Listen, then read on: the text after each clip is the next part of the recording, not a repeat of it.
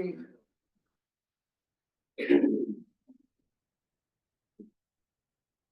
Call to order the business meeting, April 15th, 2025.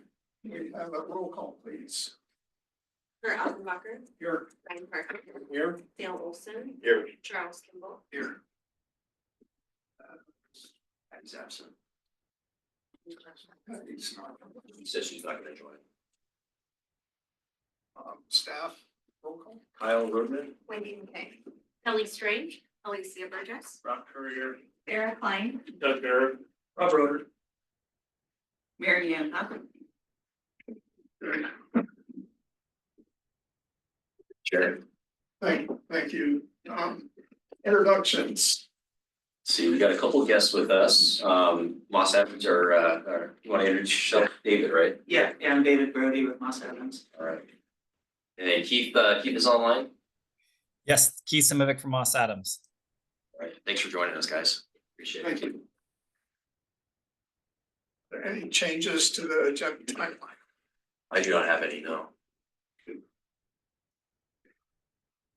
For items? So Public comment? Public, no public. no public. Moving right along. Presentation of the 2024 audit results. All right, come on up if you want to. However you guys want to sequence this. We do have the slides on here, so I don't know who wants to go through them. You can do it on here, or if you want to share your screen. Whatever the plan is. Yeah, I can share my screen too if that helps. Sure. Oh, it says I can't share my right. screen. I'll just put it, I've got it on here, so That's- if you want to split through these. Yeah. All right. That's perfect. We'll just go through them in person there and perfect. All right, thanks, David. I can see that. Fantastic. Well, Kyle or Sarah, anyone want to? You have any comments to kick things off? Yeah, we can do an introduction here, of course. So we've just kicked or finished up a multi-month process, our annual audit that we do every single year. Got it done early this year by comparison to recent standards. With the ice storm last year, it was June, so we're happy to have this in April again. Really nice to work with the staff from Moss Adams. I think they went through all of the normal steps with us, and you know, I think it's a very positive report. So I'm happy to be able to bring them in here, and Sarah for all her work and Mary Ann for all her work. This is a huge effort every year to get this done. So really appreciate that. Go ahead, guys. All right. Well, thanks for the introduction, Kyle, and thank you, board members, for having us here, and thanks for accommodating me being remote. But of course, we've got David Brody, our audit manager, again this year. They're in person, which is fantastic. Today's a great day. Not only do we have the audit done, as Kyle said a little bit earlier, compared to last year with the storm and everything that caused some delays. We're back kind of on track for where we've been before, but also if you look at the calendar and what day it is today, I hope all of you have your taxes filed at this point in time, right? I couldn't be a CPA without saying that. I got a few hours left. So a couple of momentous things going on today, but just a quick reintroduction of our team down here. In addition to myself serving as the engagement partner again this year, Dan Roberts. I think this is Dan's second year. We kind of have switched that position in and out over the years, so you get some fresh eyes from the kind of that concurring reviewer or QC review role. So Dan Roberts, who's a senior manager in our power and utilities group, served that role again this year. So he had to make sure he was comfortable with all the final deliverables and documents, and he reviewed our audit approach and our final results, and making sure that we followed through on everything that we said we were going to do, and that we followed all of the professional standards that we're supposed to follow as well. So that's a key role, and happy to have kind of someone a little bit newer in that role with the Emerald PUD audit over these last couple of years. So glad to have Dan back in that role. Glad to have David back as the audit manager this year. He's got some familiarity there with Emerald PUD. David, is this your third time working on the audit? Fourth? Yeah, third year. Third year. Very good. So a familiar face there, which is fantastic. And David kind of oversaw the team, particularly during field work and navigating through setting the audit approach initially, working closely with me and kind of overseeing the team and doing kind of an initial first pass review of some of their work and everything, which was great. And then Stephen Matthews served as our audit senior. He's been on the audit for, I think this was his second year as well. So happy to have Stephen back, and he got a promotion over the course of the last year. So last year was our audit staff. Now he's audit senior, which is fantastic. And we were really happy to have him back. So a very consistent team. I can't remember the last time that we had really the same people between the prior year to the current year. So that's really great and really helps for getting us to this point, right, where we're kind of back on track with the time frame that we've had in the past and getting this audit done and delivered on time, which is great. So with that, go ahead and move forward to the next slide if you could. And I think here is where I'm going to turn it over to David. He's going to take the next couple of slides for us. Yeah, so thanks, Keith. Here's a snapshot of the services that we provided as part of the audit. You got the independent auditor's report on the financial statements of the district, the required Oregon minimum standards report, which is number 2. And the third is the communication to those charged with governance, which everybody has a copy of. Looks a little smaller than last year because we had to do the single audit as well. So a little slimmed down version this year, more normal compared to prior years. So here's going to hand out our copies to you. And so then here are the results of those services we provided. The financial statements received an unmodified clean opinion, which is the goal of any organization going through an audit, to get that clean opinion, which is great. Next, the Oregon minimum standards. There was one reported finding, which Keith has kind of talked about on the next slide. And then the communication to those charged with governance, there was no material weaknesses noted during the which is great. Keith?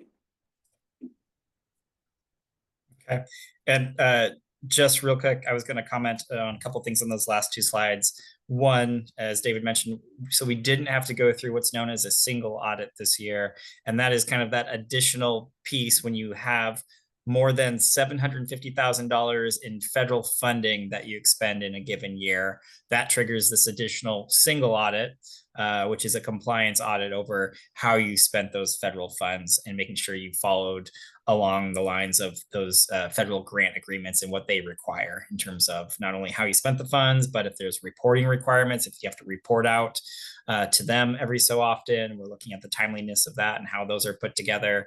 If you go out and procure a contract that is paid for with federal funds, we have to make sure that you're following through in your procurement process, the federal requirements with that as well.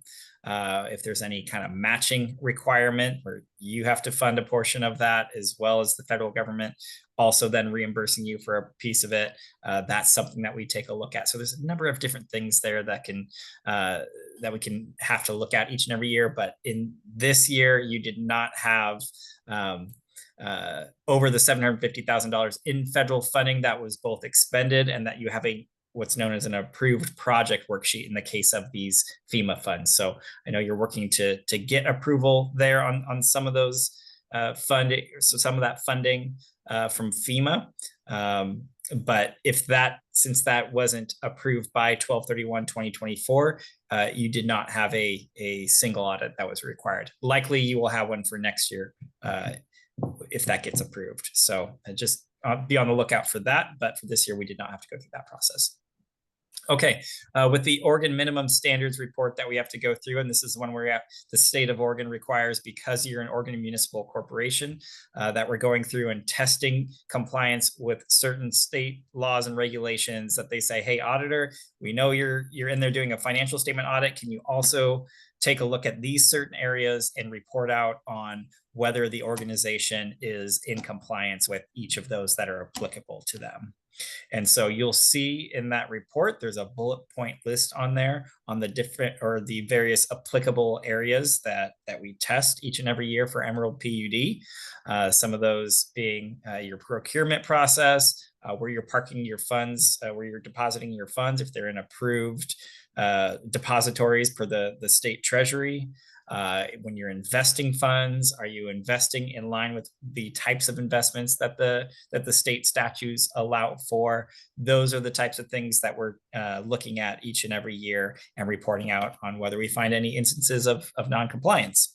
And in the case of the item that we noted here in this year, in terms of an exception to the testing that we did, it has to do with what's similar to last year, if you remember, an item related to procurement. And so this is something where we're pulling a sample selection of different procurements that occur during the year and testing to see if there's any indication that you did not go through kind of the state statutes or your internal policies in that case, right? And so you may remember last year we had an item kind of very similar to this, same kind of thing where if it's over a certain threshold, that the local contract review board, that's how it's defined in the statute, and within your internal Emerald PUD policies, that is that local contract review board, which is that role is served by the board of directors. That board is reviewing and approving those procurements prior to executing them, prior to Emerald PUD executing them. And so in this case, this year, and this is something that management brought to our attention, this is wasn't necessarily one of the ones that we had selected when we pulled our sample, but management brought it to our attention that there were other procurements that were noted in the past year that occurred in 2024, and I believe this one was occurring right kind of in the midst of everything going on with the storm, or right after, in February 2024, I believe, where you did have a contract that you entered into, or a procurement that you entered into with General Pacific for the stated dollar amount there that was not deemed to be approved by the local contract review board, or again, the board of directors, prior to executing that purchase. And so this is something, again, that we have to note in our report. If you'll remember, again, just the timing of kind of when we identified a similar issue last year and when we reported out to the board, and then when your management team kind of took action on that, made some changes to their processes to help mitigate the risk of this happening again. That was, gosh, I want to say, and Kyle or Sarah, you probably remember, I want to say it was June or July that we presented. Yes. June, well after when this happened, yeah. Correct. So those changes were made around that time, right? Whereas, this purchase was done previous to that back in February 2024. So there was still kind of that lack of procedures that would help identify and kind of catch this and make sure it didn't happen. Those new procedures have been put in place as of middle of last year and have been in place ever since then. We did not note any instances subsequent to middle of the year for the sampling that we did in the contracts that we looked at, or procurements that we looked at during that time frame where there were issues. So you can tell that those changes that were made, they've been effective thus far, and your team is continuing to follow through on these or on those new processes to ensure that something like this doesn't come up again in the future. So you will note this again this year, but again, we don't have kind of a process recommendation or anything like that, because we know there's already been changes enacted to help mitigate the risk of this in the future. I'll pause there if there's any other questions for us on this particular item. Just a quick one. And in general, on your sampling, are there rules? You do that based on like if our annual budget 60 million new sample, how do you determine how many? I mean, you can't check everything, but how's your the volume of sampling determined? Right. I mean, we kind of use a little bit of a a similar approach as to what the feds require with like a single audit, because this is a test of compliance, which is what you're doing in a single audit. We're not testing for coverage of dollar amounts or things like that we do for the financial statement part of the audit.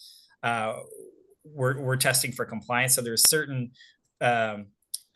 sampling kind of guidance that the feds put out there in a test of compliance, depending on how many transactions there are. So we're looking at, well, how many new procurements did you enter into over the past year? And then we are also on top of that kind of breaking out the population by dollar amounts, because we know there's a different kind of process that you have to follow depending on the type and size of procurement. So typically when you're looking above that, $100,000 to $150,000 range, there's more requirements typically in a competitive bid scenario that you have to enter into more often than not, just depending on the type of procurement.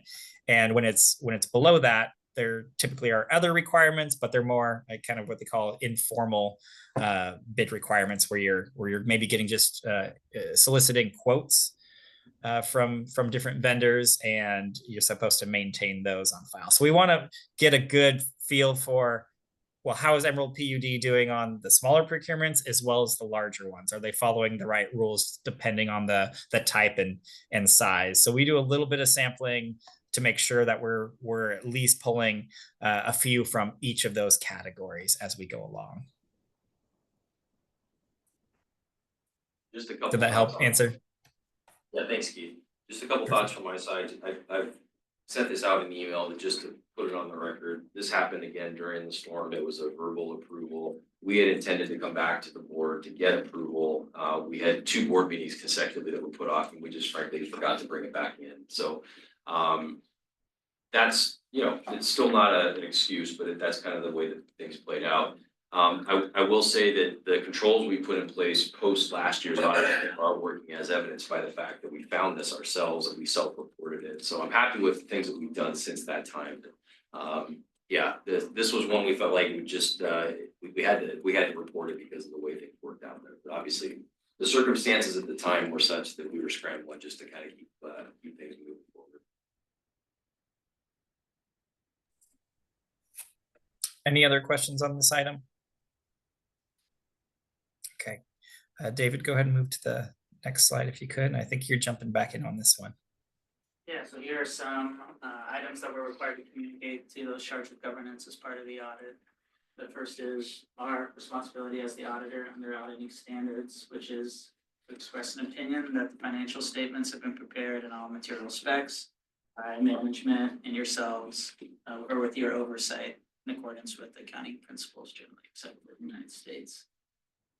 There was one new accounting standard adopted during the year, which was the compensated absences standard, also known as GASB 101.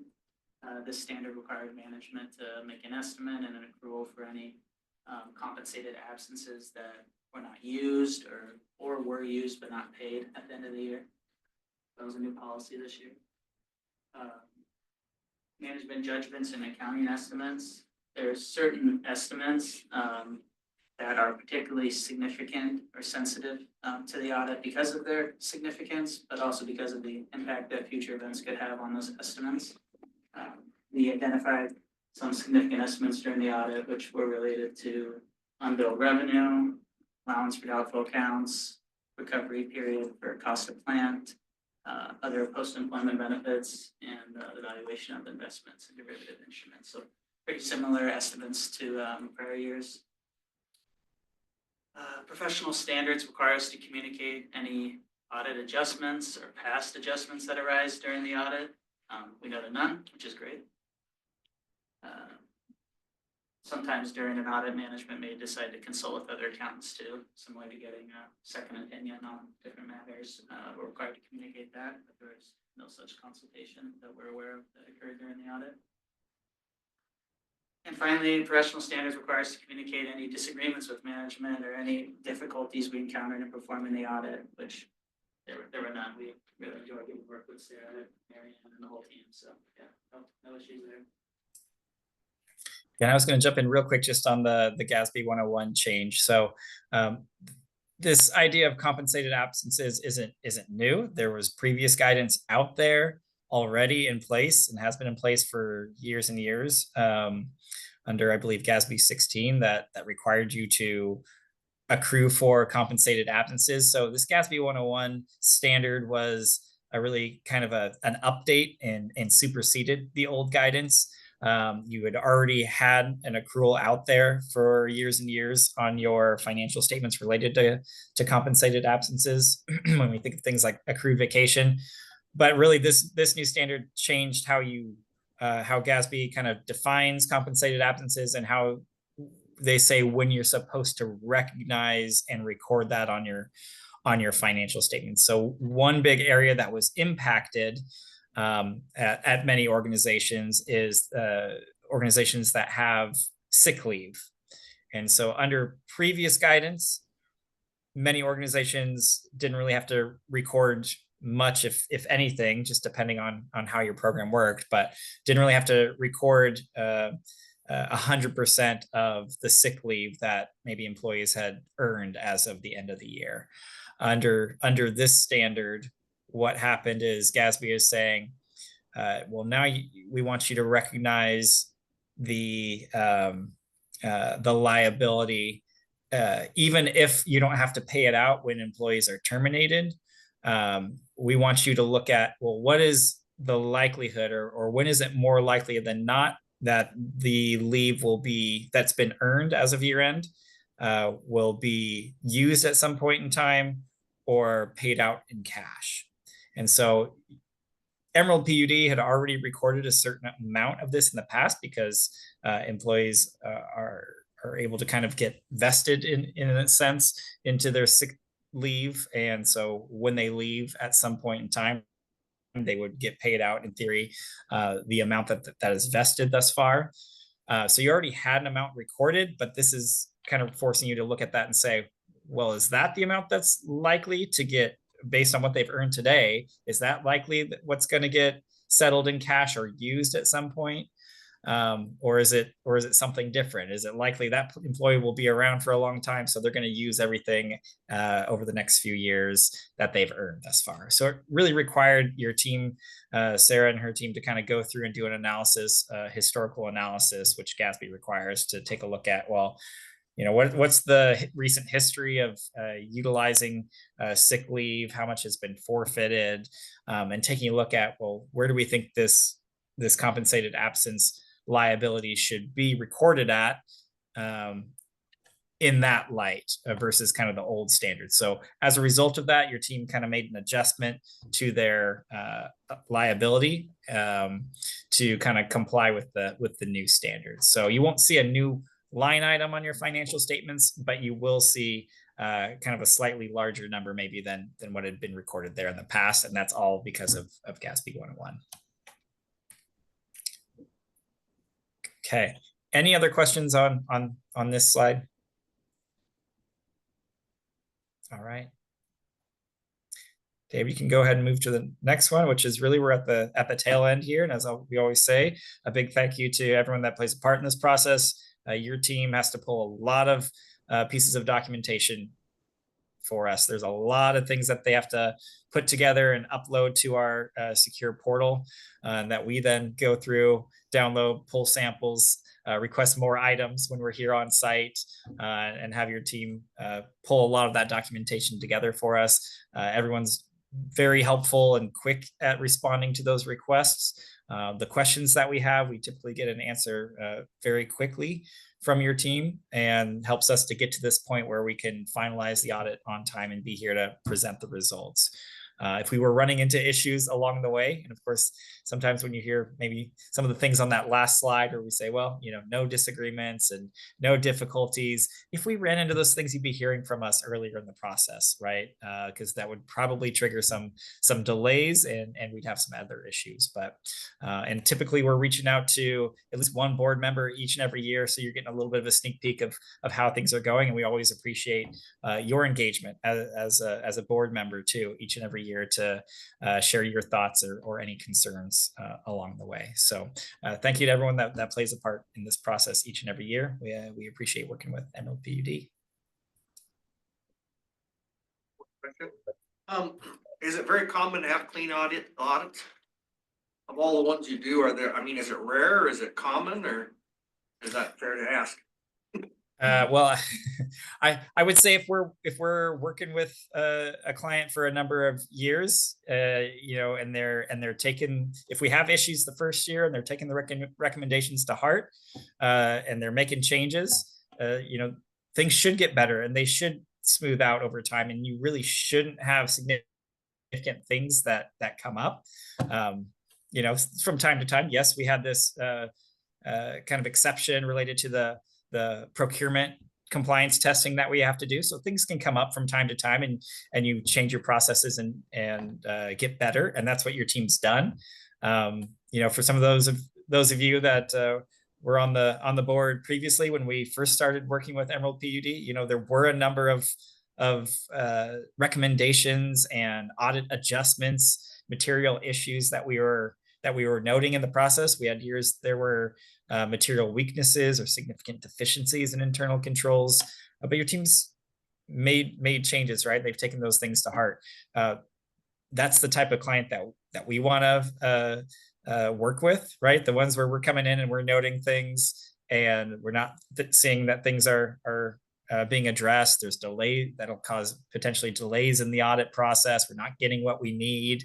We're running into a lot of difficulties in getting through the audit because there's not good documentation or something. You know, those are the types of things after a few years, if changes aren't being made, then you know, we may not be working with those clients in the future. We're a little bit picky sometimes about who we want to work with, and we want to make sure that you know, we're working with the folks that value the feedback and are making changes, and that you don't have you know, kind of a messy audit, so to speak, in the future. So I'd say over the out of all the audits that I do, there's, you know, a smaller percentage of ones that have a lot of issues, but it's very common for clients to have, you know, maybe one or two things pop up from time to time in terms of best practice recommendations, or like what we've got here with the procurement item or something like that. But, you know, material weaknesses and material audit adjustments, if we're coming in to work with a client, we're hoping that we're only seeing that for a few years, and then we can, you know, work collaboratively with that client to help them address that. So those aren't things that are coming up in the future.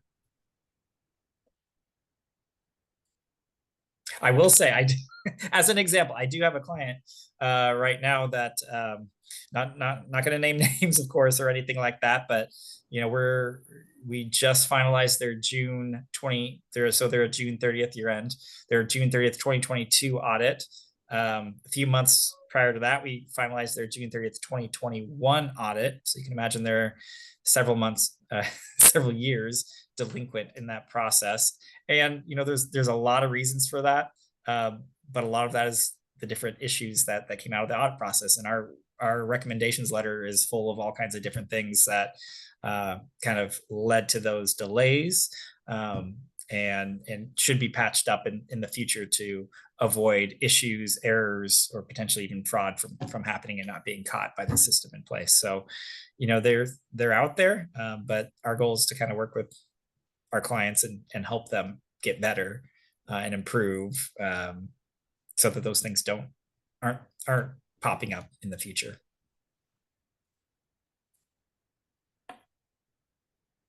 Thank you very much, guys. Appreciate you coming in. As always, yeah. Pleasure to work with you. If you have any questions after this, or as you read the reports, they're always available to you here as well. I'll be up to a minute. I'm sure you will. Yeah. It's fascinating. Thanks for We'll go through, as part of the main workshop, kind of a year-end financial review that will include our budget updates, so you can see all that. I sent a little preview out by email just to give you a sense, but as far as the actual financials, the results are pretty strong, you know, well better than what our budget was, which is what we're always looking for. So we'll go through that in a couple of weeks. Great. Thank you, guys. Yeah, thank you. Appreciate it. Thanks, Keith. Thank you all. Thanks for your time.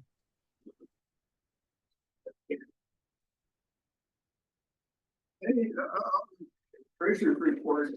Okay. It's There's an escrow number remaining. Okay, that was a quick thank you and goodbye.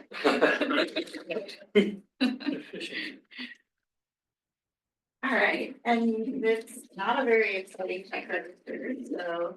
Good. Good. So we'll start with items 2, 4, and 5. Each one of those items, have a portion that is related to a total of 4 line regulators. There was 1 200 amp and 3 400 amp regulators. These were some that were ordered back in 2023 and approved by the board through a resolution in July of 2023. Now seeing, as a matter of fact, I think I noticed that the last one are gonna come up on the next check register, so. This order will finally be complete after this month. So those little doodads or critical pieces of equipment help to regulate our system voltage and add flexibility, allowing us to serve customers using alternate points of delivery. And Doug could give a much more detailed explanation if anyone has any questions about those. That was actually very good. Doodads, very efficient. Yeah, that too. All right, item number 3, Kendall Ford Mazda, $102,000. That was for 2 Ford F-250s to replace some aging vehicles. Item number 6, Opuda, everyone's favorite, $40,000 for our annual dues. You're ready to supplement that. Yeah, we may need to pay more here, we'll see, that's coming up later. That will be fun. Item number 12, our normal attorney, Cable Houston, you guys have seen Chad in here a time or two, so I wanted to point out that we are separating costs for what we're or what the work that they are doing specific to the territory boundary research from our normal legal costs. Yes. I think we need handle on that until we get some sharing response. Yeah, he's been standing down since the presentation here, so it's been, this should be most of it until we hear from them. Yeah, Didn't you say we heard from? well, I just got a call from their city administrator today, so we'll follow up on that, yeah. So are those F-250s must be just a cab chassis? It's cheap, baby. That's cheap. Yeah, It's nothing fancy, it's No, I just mean, the, yeah. yeah, I think it still has to be built out, I can't remember what. that's- Yeah, I can't remember, but it is to Kendall Ford, so it is just literally the Ford truck. And if there's any buckets or anything, that'll be to. Well, a different vendor. Steering wheel's option. Utility box. Or 250s. Well, yeah, you gotta find find those. those. I think They're pickups. Yeah, I I think we just got a couple slightly bigger ones for maybe the supervisors. Will and nilly. Yeah, so these are for the operations supervisors to be able to get around in. All right, items number 16 and 17 are related to the line of credit that you all authorized back in late February, or that went active in late February. So wanted to point those 2 out as well. Those were the items I wanted to bring to your attention, and so I'll turn it over to Brian. John, let me tell you, Mhm. do you have any questions? There. Finally got to the treasurer's report, put the whole dang Moss Adams thing in there. I You know. gotta use those links. Well, are there forward links too? Yeah, if you click on the, there's little Yeah, they green boxes on the title. That's It has- old technology. Yeah. Looks like mostly normal stuff to me. I didn't see anything. I don't have anything. I was stretching to figure out things I wanted to highlight for all of you, so. I have a quick question about franchise fees. Yeah. I happen to notice Benita has quite a bit higher one than the Yes. other cities do. Correct. That's based on the taxable property that's in the, is it a value of property basis? How do they do it? No, it's a percentage of the revenue. So Percentage it's of the based on their So usage. the more we sell in basically. town, Mhm. so that means if there's a big industrial customer within one city, then that would jack up the whole city's Good. rate theoretically. So we pay them to serve. We pay, it's a pass through, so we pay the city a franchise fee that comes directly from the customers in the city boundaries. It's just a They pass. pay an extra on And their they bill pay for that. us. They- Correct. Yeah, they pay us on the They bill and pay we us, pay the and then city. we pay Yeah. the city. Yeah. Yeah, any consumer in the city pays a surcharge on the power bill. Oh, so like in the other cities where we're in the UGB and we're providing service, we have to split those bills out as well. Yeah, so it's based on city boundaries, so there's some cases, where we'll have territory right adjacent to each other and one happens to be paying and the other one doesn't, just depends on the city boundary. Like North Eugene, that Santa Clara, it's all Yeah. hopscotch, this blocks in, this Yeah. blocks out. Yeah, it's changed over time as they Yeah, take on more. but does each city have its own rate then? The Or is it only a state one that statute that is sets There's it? not- it's pretty much a standard, but there was a weird time where there wasn't, and there's one city, I think, that's a little higher than others. Correct. And higher per dollar or dollar. Percentage, yeah. That's, that is segregated on their bill. Yeah, that was a change the board made Yeah, 10 years I wasn't ago. long on the That board. makes a so lot of that- sense. They didn't used Just to in be, case you wanna know. Well, I can't pay by city council, why should I pay the bill? Exactly. That's what I Part said, of I was it about the was rural area. rate based and part of it was a pass through and now it's all a pass Yeah, through. you used to pay for part of, Yeah, it was Cottage rate based Grove's on everything. franchise fee until the board made that change. Yeah, when Yeah. I first was on the board, that's the way it was. Yeah. We've always had trouble with that, so. So effectively, it's a form of a sale, of a sales tax, basically, I guess. I mean, it's the right to be able to operate within their boundaries, they get to Understand. set it where it is, right? It's like telecoms pay it, utilities, all types. What do we pay Benita? Or what is Benita? It's in the list. We have more, 5% is kind of the standard rate, like I said, there's one higher than that, and a few of these are up for negotiation, here, so there's a group of staff working on that, they probably bring it in here before too long to chat. I know Junction City has some of that district is in Junction City, Yeah. but it's only like maybe 25 to 30% of the city. Yeah. Cottage Grove. Yeah, so it all depends on what amount of us is in there. and That's what- right. correct. Didn't you say Coburg reached out to you about franchise fees? Yeah, they're renegotiating or might renegotiate with their current provider, and they were just asking whether there's anything to think about there. What did you say provider? Well, my advice was don't make it super lengthy, just keep a term reasonable. Most of these are like 10 Pretty years. much like normal stuff. I do notice we're still selling an awful lot of transformer or disconnects for generators. Yeah, That's we've still a got, major thing. Are we gonna have to consider capping that if it we've doesn't? got an update on that tonight. We're gonna go through that. Tyler is gonna come in with Yeah, Rob. I mean, I don't wanna be cheap. We have to figure out what we. It's want pretty, spend it get to be large numbers. We budgeted It a lot really this year, is. but we're probably ahead of the pace of where we thought we would be, so, Yeah, I would think it'd be seasonal. doesn't seem to be so far. yeah. Well, it's Spoke just with a change. person. Yeah, like it's last week, April but, coming out of the season. Just last week, Oh, yeah. I don't know, but he looked into getting an auto start, the generator that's. The big one. He got a quote that's almost $25,000 Yeah. to have one. Yeah. Pretty common. It's a lot of money just to pull the rope. Right. Yeah. Well, yeah, he got in trouble. Well, it's, because he it was comes, gone your and- power goes out, it comes on. You don't even have to do anything. Yeah. The, It is a very popular program. the board president out of Mohawk installed one of those systems. The first time the power went out, it didn't come on. Uh-oh. Oh. There are a few of those stories that back in the ice storm days. Anybody have anything else? Okay, I guess the treasurer report is now. All right, thank you. Sarah. President's report, that's. That's you. I I didn't, I've been to an external organization, so,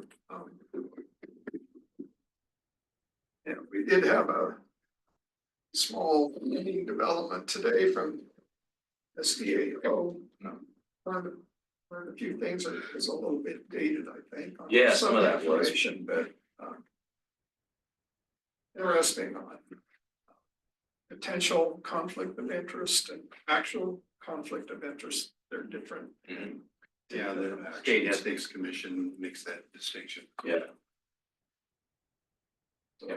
My takeaway was always just declare it, even if you don't think it is a conflict, just get it out there. Nothing's gonna hurt. Yeah, Side of caution.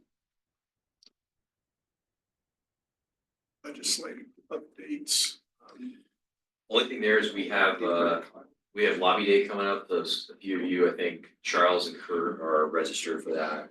Patty as well, so there's a handout I sent by email, there's hard copy if you want one here too, that we kind of use as a guide as we go through, but it looks like a big day of meetings, there's, I'm walking 10 or so on there, so, and then a dinner afterwards, so.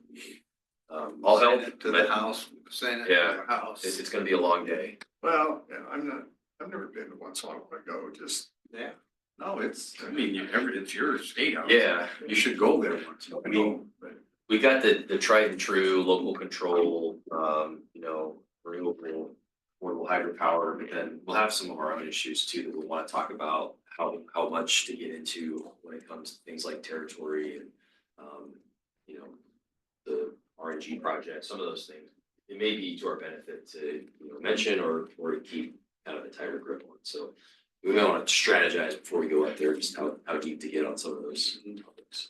I think we have to also mention the difference between consumer owned and Yeah. investor owned. Yep. I mean, a lot of them, I don't even, No. You Yeah, gotta there's keep some pointing it out. Yeah, I think I always try to make that point. Yeah.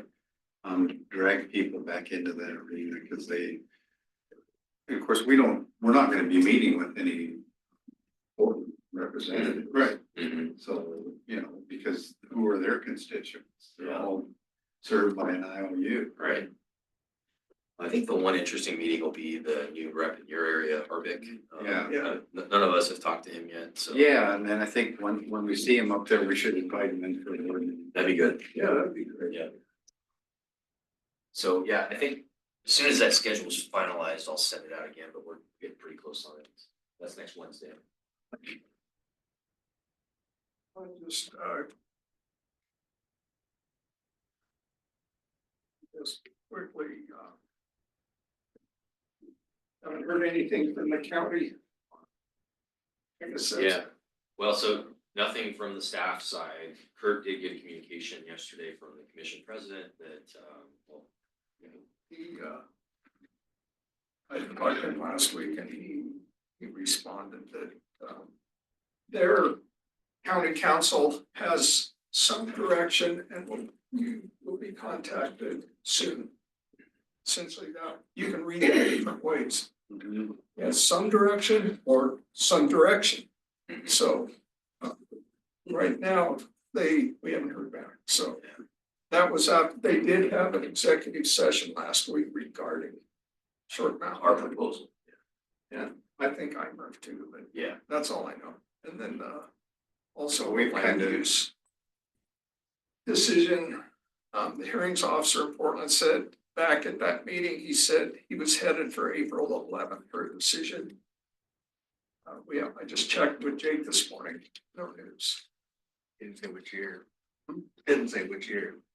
With April 11th, but which year? So yeah, there's some statutory 150-day limit. Yeah. So, Obviously, that influences what they're gonna do as well. Yeah. Once they see that decision, will have some influence on certainly how could. they wanna proceed with us. I could, yeah, I agree with Kyle, there's a drop dead date here somewhere. Mhm. right, We oh, gotta yeah, make a decision. yes, I agree. Wagga kind of got dropped dead. They want to get going on it, Right. and I've talked to them and let's just give them the space they need to make a decision here, but we can't hold on forever, so. Kind of said, end of the month, if we don't hear anything, we're gonna have to probably move on a different plan. I did tell the commissioner that we were proceeding ahead regardless of their location of or if there was an IMER, so. Yeah, the fact that they have county council involved tells me it's kind of moving to a different direction. Could be they're willing to negotiate. It could be that they're gonna play real hardball here and come back with some kind of threat or who knows? Yeah. I did give Chad a heads up that, hey, just be ready when the response comes in. We're gonna wanna evaluate what they're proposing and how that relates to our contract. So he knows that contract well, he helped write it, so there's a lot of protection in there for us, regardless of what the county's perspective is on this. My hope is that they're gonna come in and say, hey, look, this is the best for everybody, let's get to an agreement. Why they wouldn't, other than ego, who knows? I'm out of patience. If the county walks on this and tries to make some unreasonable demand of us, we're gonna have to. Yeah, there's some real economic damage that could be inflicted. go with a certain beyond direction. what's already been done. Yeah. But that said, try to remain positive. Hopefully they'll come back and want to talk. That's what our ask was. Kind of covered pretty. Also, I don't, has anybody gone to an outside session? So, not, I did the PPC forum virtually. It was a waste of time. Not last month, though. That was when they made the announcement. What was this past one? I can't even remember. There you go. That says it all. I know. Well, it wasn't, I did take notes, but it wasn't that remarkable, but I didn't bring. I kind of have to get into the. I have the NWPPA annual is next month, May 19th. So I have a meeting starting Monday, before the conference begins. So I'll be down there all week. Where is it this year? Santa Rosa, I did get down there. we're trying to, Sacramento. Alaska flies into there. Oh, did it? Electric car. Yeah, well, it's almost drivable. Yeah. But I'm flying down, it's close. So I'll go out of Portland, it's a lot cheaper. Oh, that's good. Direct flight. I didn't know they had a direct. So, yeah, I'm going to APPA this year, and I don't know about NWPPA. When is APPA? And June 6th, Where is it at? Okay. New Orleans. Yeah, I thought I would go this year as well, but I won't. Maybe it'll be on the West Coast again. Well, yeah. New Orleans in June. Stay inside. I've never been there. It's so- fun. Don't forget your It's the Garden District, they got fans on the veranda. Yeah. So I wear shorts and flip flops it's to the it's in meeting. combination with part trip, part line, so. Yeah. Although you're doing the Amtrak, right? I'm trained back to LA and then. Make sure you book so we can get on the plane and you train a week before you need to get there. Sometimes they go 3 hours. I'll tell you, I went to Chicago last year, they were within a couple hours, they were actually a couple hours. That's practically a national record. I went to Sacramento back once with the kids 20 years ago. We were 17 hours behind schedule by the time we got. That's I'll never do it again. It was on the freight trains. Yeah. So anyway, I haven't decided on, I don't think I'm gonna go to. I'm not gonna be able to go down. I was thinking of it, but now I have to speak at a NIA conference that Wednesday, so. I don't, if I shared with you that Ron's not gonna go down. Yeah. Oh, did. Are you you're gonna accept an award? I'll accept. Okay. Ron can't make it. He didn't wanna. go Yeah, that it's a way. big lift. Not, we offered. To get free registration. Right. We offered to pick up his lodging if he just get himself there. And I think I talked to someone about it. He's pretty close. Yeah. Yeah, it's just a big lift. Yeah. I don't think But so. I, I wanted to, I'm glad they. WPPA meetings are usually pretty interesting. Mhm. I got tied up with a project right They do sometimes have them closer. They've had them in Sun River and another, I don't know where next year's supposed Every to year's a different state. be. Yeah. Alaska. Yeah, they used to be really fond of exotic locations. I think they've gotten a little more conservative. Jackson, Wyoming in January. Yeah, Jackson. You got off the plane and it was 18 below zero. We need to get Hawaii in this West Coast deal, don't we? It's all private out there, unfortunately. Okay, so, Opuda, Okay, organizational changes the next item. well, this has been Charles's charge here. I've got a few notes about the proposal, but however you wanna run this. Yeah, it's pretty fundamental. They wanna change the LOC, they wanna change that to an executive committee. And they want the executive committee, this is sort of the consensus, there is some division between staff and elected officials, and we're gonna have to sort some of that out. But they want the executive committee to be the 6 GMs, and they were gonna hire Mike Freeze to be the executive director. They've gone over what the requirements are for that. And they'll supervise him. And their initial concept was that the executive committee would just be the 6 GMs. And that's not gonna fly for the elected officials. The board president was supposed to be on the LOC. And I found out that last year, I was actually the first board president in several years to really engage with the LOC. You know, when I first got a hold of Danelle at the beginning of the year and said, make sure you keep me looped in on the LOC, she was a little bit surprised. I wasn't really sure about why that was, but it's become apparent since then. So in fact, this year, when we had our first committee meeting, I asked Northern Wasco if our board president, who is Wayne Jacobson, if he was engaging with the LOC, and they said, we told him not to bother. So obviously, I mean, that's a direct violation of our bylaws. And so we really need to do this. I'll be really frank with you. I spent almost all last year trying to affect this kind of change, and we couldn't get any traction. And all of a sudden we're into 2025. It doesn't matter. I think overall it's going to be positive. Our cost with Romaine Freese is going to go from 180,000 to 300,000.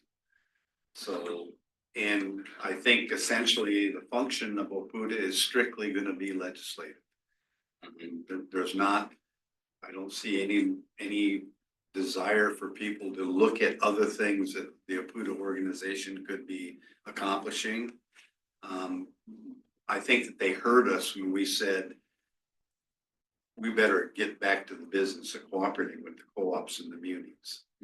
We're all COUs in Oregon, and we all need to be on the same page relatively. We can have minor disagreements, but you can't say screw them, which is what happened last year. So, so it's going to require bylaw changes. And I guess we'll kind of get into that is after we have our next OPUDA meeting. And if we get buy-in, we did specifically ask everybody that's on this committee to go back to their boardroom and discuss this thoroughly and make sure they understand where the board stands on it. And in my mind, this was an attempt to thread a needle where you had one utility way over here saying we don't want an executive director under almost any circumstances, and then you had others that said we're going to leave if you don't get an executive director. And so I think Charles spent all last year trying to get people to come to the table and address that gap. This is a Class and IPD proposal that they kind of went around to everybody and said, can you live with it? Can you live with this? Finally, it feels like we got all six at the table. Yeah, the other, not to interrupt you, but the other change they want to make is that they want to expand the OPUDA board, not the executive committee, that's separate, that's going to be what the LOC was. They want to expand the OPUDA board to have a delegate, an elected official from each utility, and the general manager. So instead of there being 6 people and 7, including the president, on the OPUDA board, there will be 12 or 13. But each utility still only gets 1 vote, so I'm not sure why. I mean, like what it suggests is in case the GM and the delegate disagree, how could that happen? Yeah, that's what, one of my big questions is who carries the way, I mean, Yeah. Well, I don't know if that would happen, but you know, I think in retrospect, if you look back, there were times when the delegates didn't even know they were delegates. There were times when we'd be voting on something and people would vote that weren't delegates. And, you know, it just got so loose. I'm happy to draw it a little bit tighter regardless of what that looks like. And I'm not interested in getting in any kind of battle with the GMs. You know, where I think it's clear to me that the boards that I've talked to will insist that they're one of the board president is going to be on this executive committee and part of supervising Mike Freese as the executive director. And somebody said, but not in charge of them. So, okay, whatever. So, and I think that's a good thing. And I also made the suggestion at the same time that, when it's your turn, because the board president comes from the host utility for the next year for the annual. And next year, that's Northern Wasco. And I suggested, I said, so next year, when we have a new board president, whoever you assign, make sure that they know what the job is and be prepared to do it, or don't assign them. Anything to add to that? Well, I think the problem statement here that we've seen is there is no one person in charge of OPUDA. There's nobody to go to if there's a question about what do the PUDs in the state think. Right now, it's a committee of people, very inefficient, doesn't look real professional. And so the executive director is intended to be the figurehead, be the face of this organization. They'll do, public statements, letter writing, all those things at the direction of this new executive committee. I do think that's a need. I think it could be helpful to us to have a bigger presence out there. Work as well as anything. Yeah, it is gonna cost more, so as Charles said, it's an additional $120,000 is the contract amount, so Mike Freese will not be an employee, he'll be a contracted executive director. It's pretty common to have that. But pre-utility is about $20,000 in addition to what we pay today, so we go from about $40,000 this year to up to $60,000. So it's. We were 50 last year. Yeah. Will we hold that position representing the Remain and Freeze group, or will we hold it as an individual? There has been They're a some, contractor. there has Are been they the some, contractor? there has been some differentiation there, and I think that they were pretty specific about how exactly is that going to work for you. So, and I think my understanding is that they're comfortable. None of us has talked to Mike except for the Clatskanie GM. So obviously there's some stuff still to work out. But I'm kind of upbeat about it. I think it's positive, and if you look to go out and hire a new executive director, it's probably gonna cost more than this just to bring an employee on, pay benefits, all that stuff. I don't know how much more. It'd be more than 120. Yeah. Realistically, is there really is it a full-time equivalent job? Well, Say not. It's probably a lot to do, but. Yeah. Could be.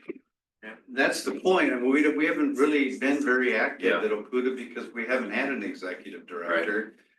So there's no impetus and. Yeah. So, but with his current occupation in mind, does he have the time to take on that level of commitment? He seems to think so, and I have enough faith in his integrity that he's gonna tell us true. I think that was the general feeling. I mean, we could ask that question, like, are you separating yourself from some of the other things that you were doing? I think the answer is yes, but we can follow up on that But too. the question is, what kind of time commitment does he see it being Yeah. relative to what you asked for? I think, yeah, I think. You think you're buying a 40-hour a week guy and he thinks it's a 15-hour a week Mhm. job, Right. They were pretty specific about what the expectations were. We will keep WHA at least through the end of the year. Yeah, that's pretty essential. Yeah, in my- Well, and if we come to the conclusion that, because they have staff that remain freeze. If we reach a conclusion that they can pick up the administrative slack that WHA does, then, there's no reason to think we shouldn't look at that. yeah, I'm okay with WHA. They're great people. I've worked with all of Yeah. them. But I think it's something to look at in the future. Is there some opportunity there to get rid of some of the stuff that they're doing? So. I've been back and forth on the GM. To me, it completely depends on the person. I mean, we're either throwing away the money or we're getting money's worth. I think, what little I know, I think Mike would probably be a good choice, but OPUDA's paying them $15,000 a month. Now, right? So if he's gonna take time to do this, is he gonna be doing less on the yes. lobbying side? He- So, They had indicated, I think, that Mike would reduce his workload at Romaine Freeze and Danell would pick up the slack. They did not say that he would not still lobby for the other 2 or 3 groups that they lobby for. But, I think. There's a job description. I think I sent it out, but if you haven't seen it, I I saw it. it. It's got a list of things that It's in the thing. they're gonna be doing. whether that's 40 You hours. gotta make it an interim term, 36-month term or something, then you could renew it later. Yeah. Yeah. That That way might, there's an off ramp for everybody if it doesn't work. I think their No. contract's every other year right now, isn't it? well, and I think we ought to consider this. Really, the only thing that OPUDA does for the utilities right now is the legislative side of it. And we're currently paying $180,000 for that. We're gonna start paying $300,000 for it, and we're gonna get 46% more mileage out of that. I don't know. That's kind of hard to imagine, really. It depends on how aggressive we want to be with things. I mean, yeah, there's definitely things out there to go after, but. I mean, after a year, if we're kind of doing the same thing. Yeah. Then that doesn't All we've work. done is But increase our if costs. there's somebody out there advocating for the other publicly owned utilities. Yeah. Then that would make a difference. I'm all for that. Yeah. Because we're just this little, Yeah. Well, know, it's interesting, we're not, I think you have to look at it at scale. I know there's a lot of people, but there's only 6 of us. And some senator doesn't care about the people. He cares, well, there's only 6 of them. Yeah. We Gotta represent, be a COU organization, I think. Yeah. We gotta be a COU organization. OPUDA represents about the same number of people as OMEU and or ECA. But they don't, I agree.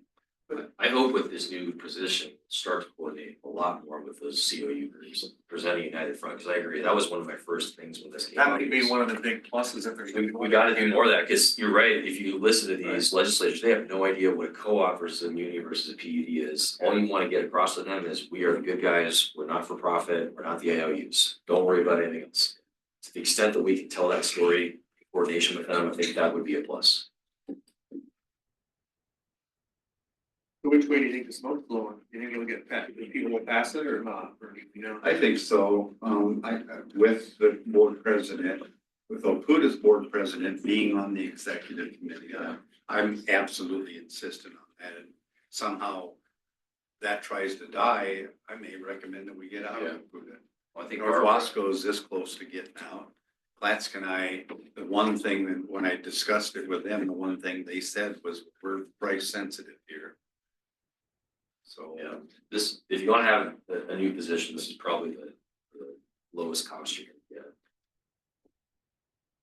Well, that person had time, and then if we, that by adding an individual, there was time to coordinate with the other COUs, I think that's a big plus. But I agree with you, let's make it a fixed term and see how it goes. We negotiate every 24 months or whatever. Yeah. Yeah, I think that was a great suggestion. And I think, sorry, go ahead. No, I just think, Mike's a logic, I mean, they live there and see, I mean, that's their life. Who knows the utility end of it better? Yeah, if you hire somebody from the Yeah. outside, they don't know He's got the one relationships. legislator from another, Or it'd take 2 years to learn what the utility jargon is. Right, yeah, so. If it wasn't him, We're sitting pretty good with our cash position right now at Opuda, aren't we? That was yeah, one of the takeaways. yeah. So this initial cost may not even be quite that much, we'll have to do an assessment. No, well, it could be 10,000 lower than that, we would be okay, so. Our wonderful accounting system. Don't blame her if you bylaws. No, I'm teasing. No, it's, so anyway, yeah, we've got some surplus now that we could spread over the next year or so that would help take the burden. I encourage you to keep urging them to get this cleaned up, the problem that we have with the budget cycle. If we're gonna go in and hack at the bylaws, that'd be a good time to change that also. Hey, that's. You got your marching orders, there'll be a discussion next week at Opuda or on the 24th, I guess. So I guess if it came, I guess our board would say we would be in favor of it. So I think with an off ramp. Yeah, I think with an I think we need off-ramp, to have a fixed term and then reevaluate it after that. With- I wouldn't open ended. with the executive committee, including the OPUDA board president. Yeah. So 7 people on that committee instead of 6. right. And yeah, general agreement with the terms that they went to Mike with, and And we may have an opportunity to hear from. Yeah, hopefully so. Little change to the meetings too, there, that executive committee will just meet in person, or excuse me, on Zoom. The Oakwood board would be in person during legislative sessions monthly, and then Zoom outside of legislative sessions. That's all up for debate, but that was part of the proposal as well. I think we looked at cutting back in-person meetings. Yeah. By about half. Yeah. For Oakwood. Yeah, that helped a Well, little bit that- too. that's- I'll be honest with you, That's a lot of the board members, they just wanna come to Salem for a day and get some lunch, Yeah, I know. you know, and, Yeah, well, who am I to tell them they shouldn't do that? that'll be their You decision. know, I mean, I enjoy the organization, I enjoy the people in it. But I've been disappointed with what we're accomplishing Well, I as much think as anyone else. indirectly we get advantage, I mean, just with knowledge base of Mm. knowing people in the other communities Yeah. too. Yeah. So, We do have common cause all along. So, Okay. I yield the floor.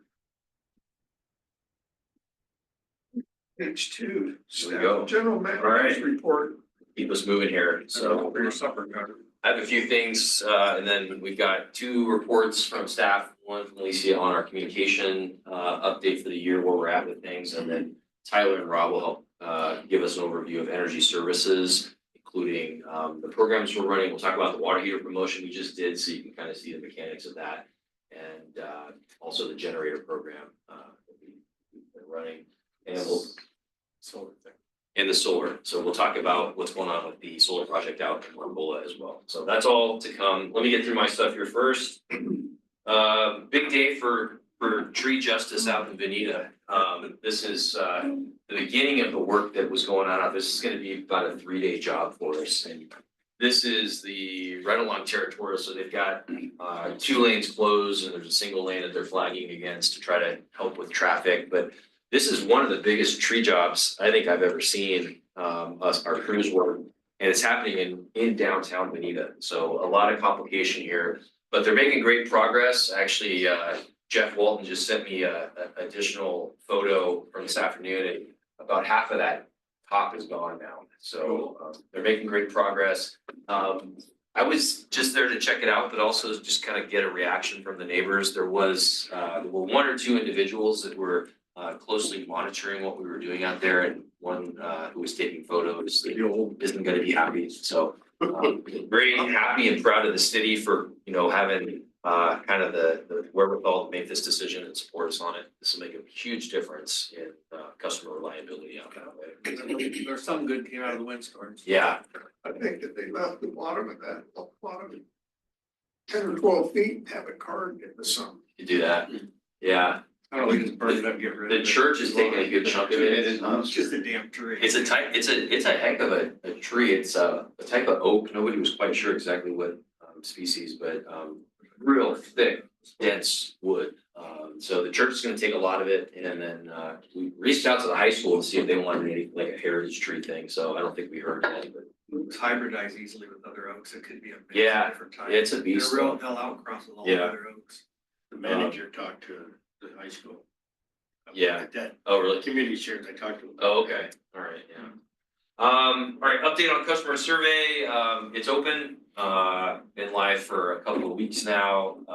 As of last night, we had 800, almost 900 completed surveys, which is a great response. The goal was at least 250. The last time we did a survey, we got just over 1,300, so.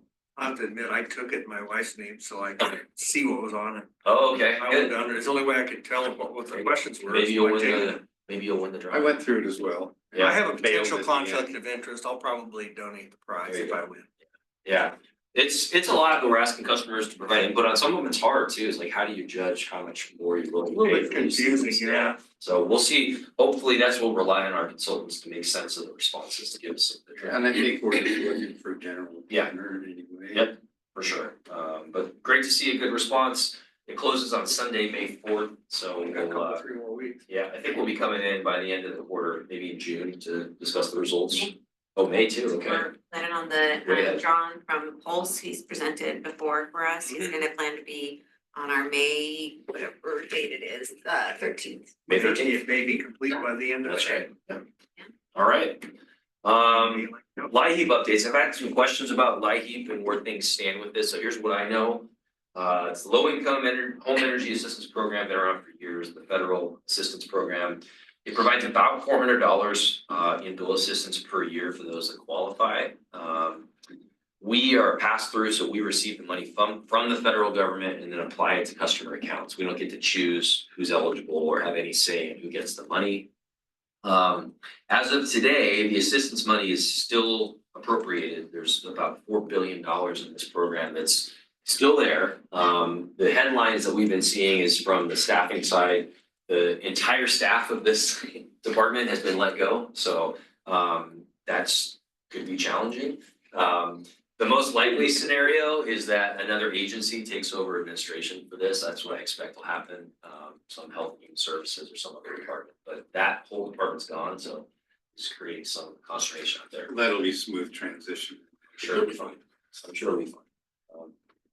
You know, this means a lot to some customers. This is a breakdown of how much we give out as part of this program by district. The out of territory is kind of a mix of folks that are in our territory, but not our political boundary or something, I think, and then a few that are coded strangely, but that's a general idea of how much we're giving out. It's interesting how the number of people that collected was different relative to the total money. Yeah, I don't think they all get the max. Well, yeah, amount. so some of them, there's not much more money, but it's a lot more customers being served. It's interesting. More people, Cottage Grove. Yeah. That's based on property values. You know, yeah. Them and Pleasant Hill is a bunch of, they've got a bunch of big. Well, money this is only a small part of our Right, overall but that's assistance interesting. too, so we do a lot of things. I think household, amount of people living in households is what you're seeing, seniors Oh, yeah, versus that makes sense. four Yeah. kids. So there are some Yeah. equations that Yeah. make sense when you look at A lot of money. It is a lot, yeah. Thanks for pulling that it. together. Yeah, Phil. and that was 2024 because they aren't finished with this year, so it's 2024. Well, it's not bad. This is a very popular program, so I'd be surprised if they got rid of it, but that doesn't mean there won't be challenges. I sent an email about this as well, but the GM of Weyerhaeuser is retiring. Brent's been a great member of that committee for quite some time. Let's see, this is an at-large selection, so technically it's appointed by the board, so y'all have a say in it. From industrial. Yeah, for the industrial rep. We did hear from Brent that his successor is interested in filling the role, his name's Jonas. You know, my recommendation would be to keep Weyerhaeuser part of this group. They're our largest customer. They had good input before, and they've got somebody willing to serve, so. If it's not them, we'd have to go searching, and it's not as Is there good. even industrial that would be a candidate? What is there, about 4 customers that are industrial? There's about 6 right now, I think, we have that qualify as industrial, so we could go to them. Traditionally, it's been challenging to find people that are willing to do this, so. Do we owe it to the public to advertise for it, or do we just pick? It's completely at the board's discretion how you wanna handle that. Advertise for it. I don't have any objection that Weyerhaeuser wants to continue. Yeah, I don't have a problem with that either. I think it'd be a nice gesture. They're doing a lot down there. They're reinvesting in that mill, a pretty big project coming up here, so it'd be nice to have them part of the group. All right. Let's see, passing this along, we've been having these roll in slowly. This is a big one. This was the supplier from our big substation transformer that we just got an agreement with. Are currently working on the design and back and forth, but anyway, they are saying a price adjustment will apply to all orders after May 12th, 2025. They don't say what it is. They say recent regulations have had a blanket 10% on most imported goods, so Steel tariff, probably. I'd say that's a starting point. Let's see. So we already heard this one, didn't we? Yeah. Well, it says though, any orders scheduled to ship on or after May 12th, and this will ship this will be next year. Oh, not an order date, it's shipped. Yeah. I fully expect that there are gonna be a lot of suppliers that are gonna get their 10% regardless. Well, it makes you wonder, Whether they see the burden or it'd be not. interesting how transparent they are, because some I think they'll put it on there as this is the impact of the tariff. Others will just put it at a price increase and say, Well, I think copper, steel, and aluminum all have a 20% tariff now. yeah. Thinking about Wagga, those are manufactured in Canada. What? Yeah. I haven't heard from them yet, but that's another. These are their proposals. Yeah. Anyway. I think we Americans are gonna be stunned what this is gonna do to us. We'll hope for the best, but we're gonna probably see more of these as we go forward. Track machine update, some hopefully good news here. We've located what appears to be a 2021 in good condition Maroka. Price is $235,900 delivered, so pretty reasonable. We have signed an interim agreement to purchase to do the due diligence, so it gives us a couple weeks to look at everything. We are sending 2 staff back to check it out in person. It's back on the East Coast, so they're gonna go and take a look at that before it gets shipped. They're actually traveling today and they arrive tomorrow and they head back, so Maroka digger sounds like an exotic insect. it is. Never even get your cow get the Maroka. It could be. Assuming the inspection checks out, we'll likely be moving forward on this one. That's pretty exciting. Yeah, it's the exact model we like, so, and I'm glad we had Jim, our mechanic, and then Wes, one of our foremen, who's a pro at these things, they're both going back and check it out. Hopefully a good option, for us. This is what it looks like, they give you some photos. Wow, it's almost identical to the one that we borrowed during the storm. The one Man, that's that- got some real, that's a real The one that fell functional down machine. the cliff up by you. I could use that around the old Yeah, barn. it's got different tracks on it. Yeah, you can get in there. It Yeah, doesn't have street tread on it. that's right. So anyway, that'd be exciting addition to the fleet, we can get that. Oh, that sounds like a really valuable tool. Yeah. Lobby day, I covered all this. These are the folks we're gonna meet with. I sent that out. We got the 1-pager, so just, the only new thing is there's dinner at 5:30 for those who can join. Send out some more on that. That's the fact sheet. Upcoming board meeting, we get together again on May 6th, 3:00. That's a workshop. We'll do our year-end financial review during that. We can talk about LIHEAP. I kind of gave you the update. If I hear anything, we can go through some more of that. Patty has some questions, which is why I was gonna maybe put it on there again. We'll talk about our new purchasing policy. So some of the stuff we talked about with transformers today has changed now, so that even the stuff that we talked about during the audit is maybe less applicable in our new policy. We want to go through exactly what the procedures are now to order things like transformers so that the board understands kind of what the sequence is. That was something that we changed in November when we passed the new policy, so we'll bring those into you. And then Rob has some more on provider of choice as we move ahead to a decision to request a new contract by June. So every meeting will have something about that next year. So that's what I have. We have several different reports now from staff, so we'll have Alicia come up here and give her communications review.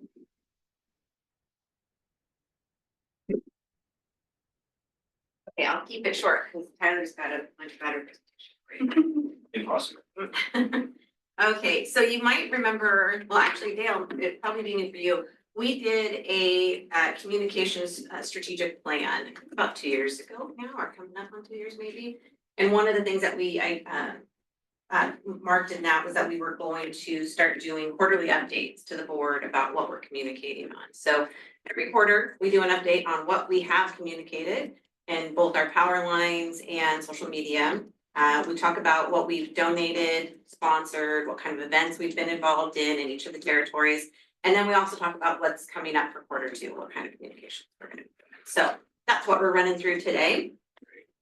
Yeah, so just a quick rundown on power lines for January, February, and March. Some of the topics that we've covered, Kyle did like with every January, we essentially do a message from the GM. So Kyle did a message talking about it's coming up on the year anniversary of the storm and our lessons learned from that and focusing on reliable power, focusing on affordable rates. We advertised his power supply system messaging that he's doing on the website. So that's how many parts was it? 4? It's currently 4, it's gonna be 5. It's gonna be 5. Yeah. So there's a spot on the website where he's been doing this messaging on there. So we highlight that in power lines as well. We introduced Dale as well in January. We did some advertising about scholarship applications due every power lines now. We have a spot where we talk about where the tree crews are going to be located. So that's just a designated spot that you'll see every month. And then we did some communication about low income programs as well. In February, we did a big article about challenges with joint use. So in January, we talked a little bit about how that played a part in the storm.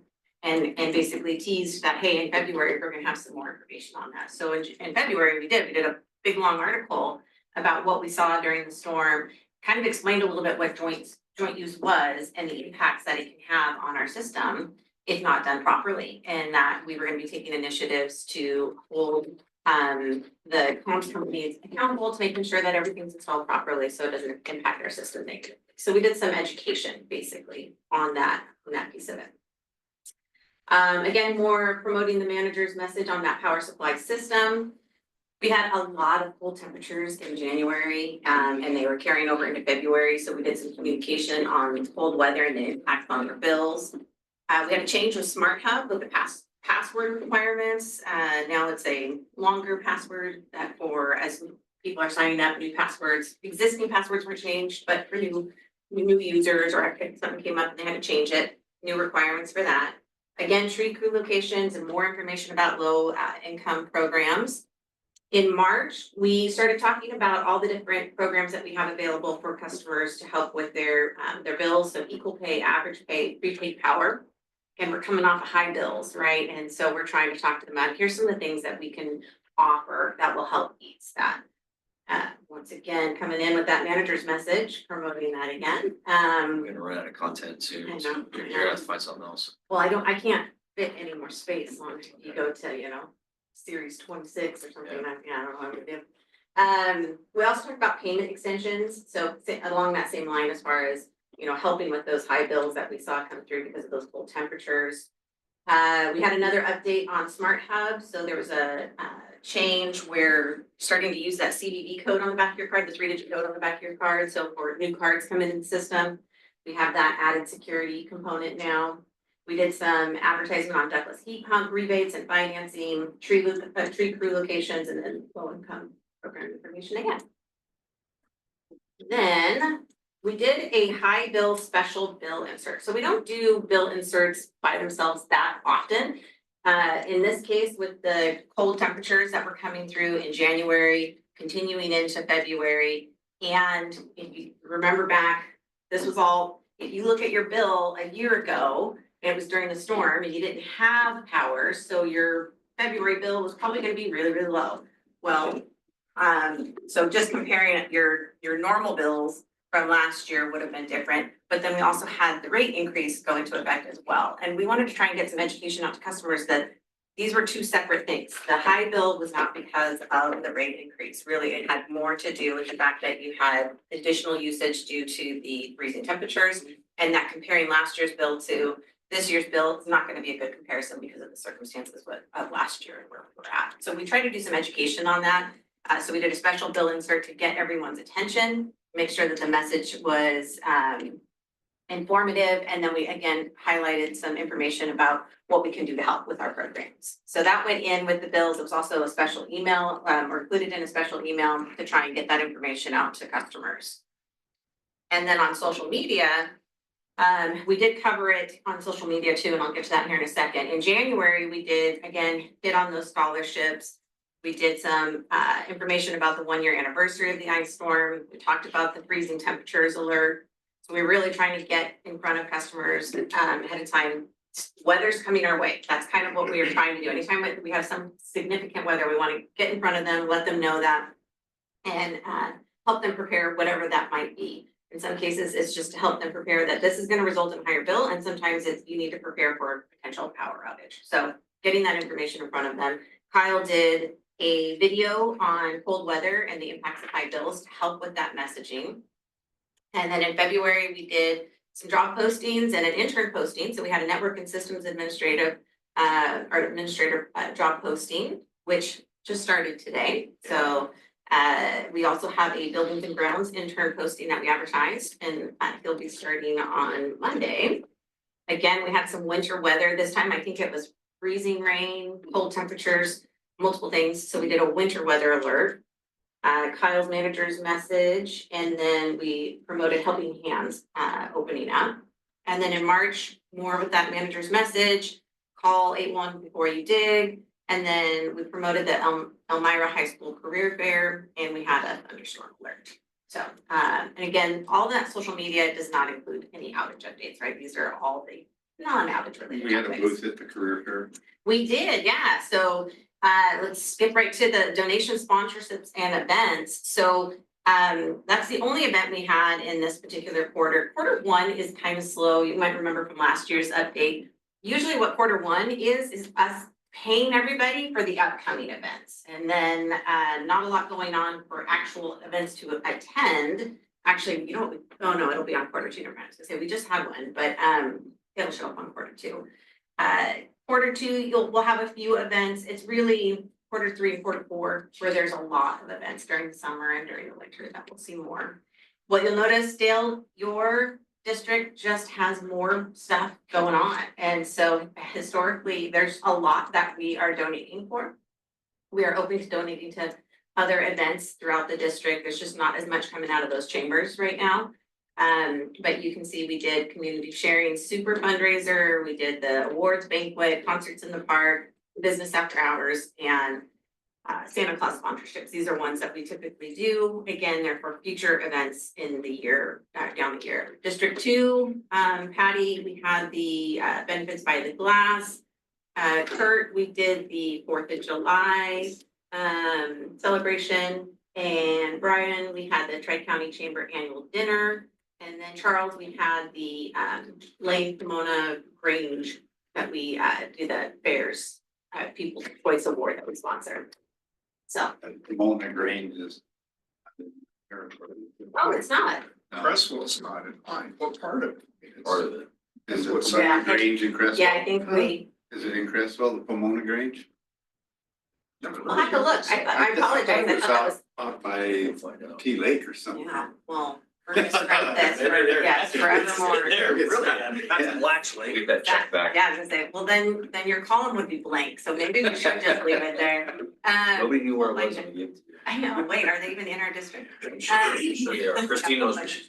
Yeah, we'll find out on that, but, and then events, again, we did that Elmira High School Career Fair, which here's a picture. We've got Ray, who is one of our line crew apprentices, and Dell, who's one of our long-term servicemen out there working the career fair for us. So, and Wendy does all the work on getting those career fairs set up for us and got us that fancy new looking. Yeah, that's Tablecloth. great. Thanks for It's a doing bigger that. table. Yes. It's really important because, you know, we're talking the kids are gonna be adults Yeah. in electric bill. Yeah. Soon. It's kind of a cool story today. Dell was out working that tree, because it's kind of like his pet project, to get that out of there. But his son was also, Henry works for us now as a Yeah. tree apprentice. And So that they were last both number working the of job. trees. Yeah. Pretty cool. Coming up, topics for quarter two, we have a couple appreciation days, so I think it's either this week or next week, it's Lineman Appreciation Day, so we'll do some communication on social media for that. Later, I think it's maybe in June, we're gonna have, there's a National Tree Trimmer Appreciation Day that we'll highlight as well. Those will just be on social media. In Power Lines and in social media, we're gonna be promoting our green program and the grant opening up. I believe that was highlighted in our April Power Lines, and we'll do some more communication on that as well. Gonna highlight that call before you dig. We're gonna be talking about EV information and the charger rebate. Oh, look, I got National Lineman on there twice. We're gonna be talking about empowering scholarship winners, which has already started. So we'll, you'll see that on social media. If you go there, we're highlighting each winner. We have our big event, Bring Your Kids to Work Day, next week. This is something that Wendy and Brandy, our HR specialists, have been organizing each year. Huge event. How many kids this year? 83. 83 kids. 83. Yes. So it's. That's a lot of Skittles. It's, yeah. Brandy and Wendy have done an amazing job getting this event organized, and the number of kids participating speaks to that, because more and more people want to just participate in I'm gonna have it. to So, miss Okuda for this, I'm sorry. Yeah. it's a great day, so we'll probably highlight that in some way. It might just be social media, but we want to highlight, just kind of let people know a little bit more about who we are as an organization, and that is such a fun day for us, so we'll probably do some communication on that. Electrical Safety Month, I believe, is in May, so we'll be doing some communication around that. We're gonna be highlighting the energy services team and doing a meet the team, and in this quarter as well. We're gonna be doing pole top rescue training on May 29th, Thursday. It's an all-day training. We have a company come out. We run multiple scenarios, and drills for our crews and both line and tree to work through. They come up with different scenarios, then they run them out there, then they come back and do some additional conversation about what they can, how they can use that information on their jobs. So last year we got a lot of great pictures and opportunities to communicate on that. So we're gonna be trying to highlight that again, most likely on social media, but maybe in Power Lines, probably June timeframe. We need to start talking about energy services conservation efforts. June, I believe, is when we're gonna be talking about hay-related outages. So we do see outages specific to hay. We want to remind customers about that. Future Appreciation Day, excuse me. I believe it's June or July that we're gonna be communicating about wildfire prevention and reminding customers about lane alert notifications, so how they can find out what's going on if there's a fire. And then we'll be doing some ductless heat pump incentive communication as well. The only thing else I want to just highlight really quick is going back to the donations, sponsorships, and events. Part of that strategic plan that we did, we had flagged that one of the things that one of our initiatives was to get in front of the board and review the parameters for sponsorships and donations and discuss if we want to make any changes to how we're saying what will get approved and what won't. So we'll be bringing that to the board probably sometime in Q2 to discuss and figure out if we want to make any changes. Do we have an annual budget amount for that now? We do, yes, I don't have the number off the top of my head, and we know that there's set amounts, like the ones in Cottage Grove are consistent every year.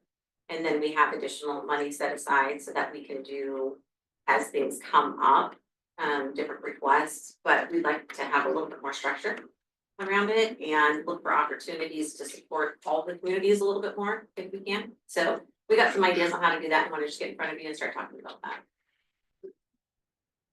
There's a little bit jealous. I don't have a town. Yeah, I really don't either. yeah. Huh? I really don't either. I have a quarter of a town. I've got the. You can have Marcola if you. Couldn't see you make that. Hey, it's please. I think in there, we may need to get a little more creative, like you brought that school event in that we had a booth at last year, I think, so. If there's stuff like that, we'd love to hear about it, so we can do a little more, diversity around the districts. I got one thing, I mentioned this to Kyle, when we do an ad on Facebook where it says there's an outage and there's a bird. I know where that spot was, and I don't know how you do it with the line crew, but it'd be nice if there was a picture Yeah. of a guy on a pole, Yeah. Joe on a pole. Yeah. Cause the comments, oh, yeah, right, another bird. Mhm. And, it's condescending, but if you see a picture of a guy on Yeah. a pole, it's gonna Mhm. change some attitudes. Yeah, we can definitely take that into consideration. There are certain things that we've been doing to try and help people understand what's going on with the outages. One of the things that we've been using is an image that says specifically BPA outage. That's one of the things, right? If it's an outage outside our control. Right. That's one of those things where we still get the negative feedback or the frustration still directed at us, and that's understandable, but if we can do some education as we're posting about it, that's kind of helping them understand what the cause is, so something along those, that falls along those same lines. Everybody's got an iPhone, and it's better than anything else. Yeah. People, a lot of people just don't pay attention. Yeah. Until they got something. If it's something major, that's not a unreasonable thing. We had that outage in Marcola last year at Jeff's place, and I went out there and did a little video, and it just helps, like, It okay, helps a lot. this is what it is, it's a real thing, and people out here working on things. And one thing for the board, and I don't know if we can do that, have you guys seen a Hurtman Rescue? Trainings? No, I haven't. You guys would enjoy that. We're doing one again in, May 29th, that's the Yeah, full-time I just put rescue, it on my Yeah. It would be very interesting. yeah. I'm sure, yeah, I could have any of you down here and just kind Yeah. of show you around. It's about season that board outing too, isn't it, early June? June, yeah, it's coming up. We're getting short on places, so. The Emerald Board's Excellent Adventure. Yeah, I think we're heading back west and north this year, so yeah, we rent the van, the party van. We should cruise the city of Cottage Grove. There you go. There you go. invading. We get the board big members. loudspeakers on the deal with the music playing. But I have a question to Kelly. Sorry to pull this out of the wind. And did you have a significant increase in number of calls from people that had high bills in January and Feb? Very busy Yeah. with high. I heard a complaint from somebody about it. In their case, they've got an old crappy house that has no insulation and, you know, They were pretty but they're not in a dramatic. position to do a whole lot about it. So Yeah, we had a lot of. I steered him your way. You know, what else can you do? I'm locked, and I just. Yeah. It was a sneaky one, It because it flared up and then it died away. there wasn't a big, huge event, so it was kind of sneaky. steady, yeah. In fact, you see our loads, we'll give you an update on loads. They haven't been off the charts this year like you would expect. They've been kind of average, and then actually starting in March, they started to trend quite a ways down. And so it was consistent cold, but it wasn't the big event like you've seen in past years. In Cottage Grove, there wasn't much on Facebook, but there was a lot against Pacific Power. Pacific Power got him. Take all our high bills and multiply it by 35%. Yeah, there were some big ones. I have an employee that lives in Harrisburg. He's a Pacific Core customer, and they just live in a basic average frame house in Harrisburg. And their power bill was $500 in January. I couldn't believe it. I think mine was 145, Oh, wow. you know, but insulation and Yeah. all the usual Yeah. things, you know, I don't know. The highest bill I've ever had. Mhm. Yeah, well, it was. Yep. It's reasonable to 70 or something. Okay, yeah, it's definitely a real thing. I mean, But you multiply any of our bills times 1.5, that's a big hit. Yeah. Yep. I do. That would have been Yeah, a when you get the money. $350 bill for us, Yeah. it's 500 from the other. Thank you for that. Thanks, Alicia. Thank you. Keep them continuing. We got one more report out here. Oh. Want a break? Well, It's a good time for a break, actually. if you want to- Yeah. About halfway through the meeting. All right, are you okay with that? We're better than halfway. Consent agenda's Yeah, next. Take a short break. Well, I was being. This is gonna take a little while. Yeah, this is. 7 minutes. Okay. Just we're halfway through the agenda, doesn't mean we're halfway through the meeting, you know that.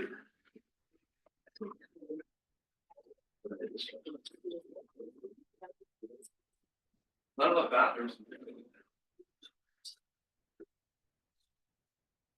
Hey, Rob. Oh, what Hey, Rob. Before we get out of here today, my laptop is lost. Thank you. Let's fix it now, because I gotta take off before we're done. Yeah, when I first booted it up, it said, it said you've lost OneDrive, and then it made me go all the way through hooking it up again, but it did still do it. When you're staying I should until they're out of exec session. Wendy Come back in, right? emailed that to me. Well, so I'm not I'm gonna looking be in at the exec session. I know, but then they still have more meeting after. the exec Yeah, I'll session. be- Yeah, so make sure You are. yeah, Probably just me. your meeting is. Yeah. that's what I said. Well, the folders are there, but they're not updated. The most recent is April 1st. It's just like Heather Buck and I were. We gotta be positive thinking.